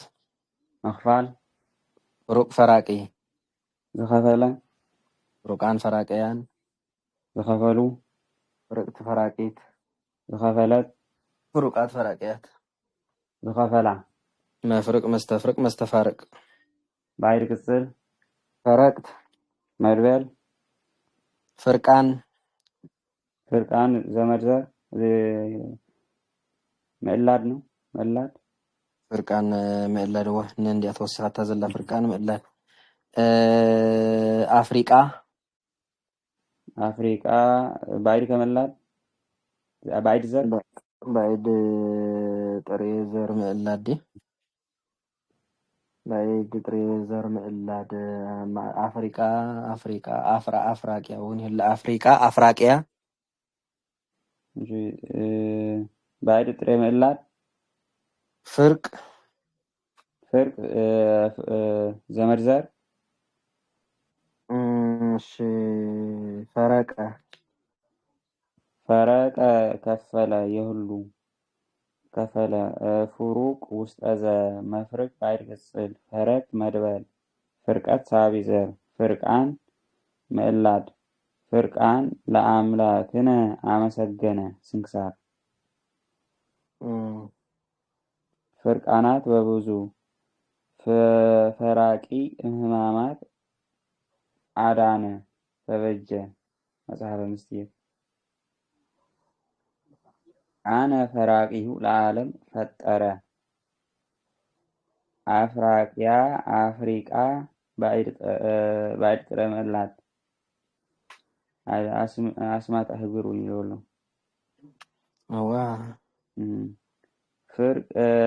فرق زمرزر مسوعية فرقان عندي ذا ساعات 26 28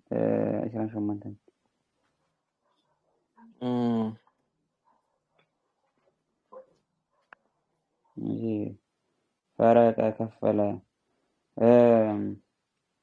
فرقان مسجانا يمايدي هو مسجانا مالت فرقان لأملاكاتنا مسجانا يقبان مسجانا كفلا فرقانات زي أفريقيا زولس كما أفريقيا زبالت يا بيتروسن تاديوسن زمهر لازم نبرت عدي عب سوريا تركبيا أفريقيا تبهال كأي أو زات فلتو أفريقيا ما لتكوي أفريقيا كفلة مش الله كان ديك فلات على مادين زلوا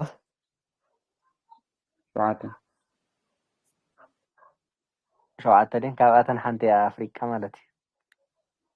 كفلو كفلو زمان كفل عالم أنت في العالم سلزمانت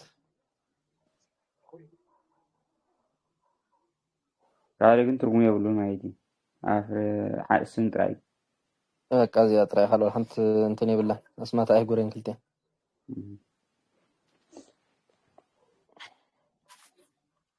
فرق أكفل دي فرق قبلنا عن رأي أجابة أخلنا زي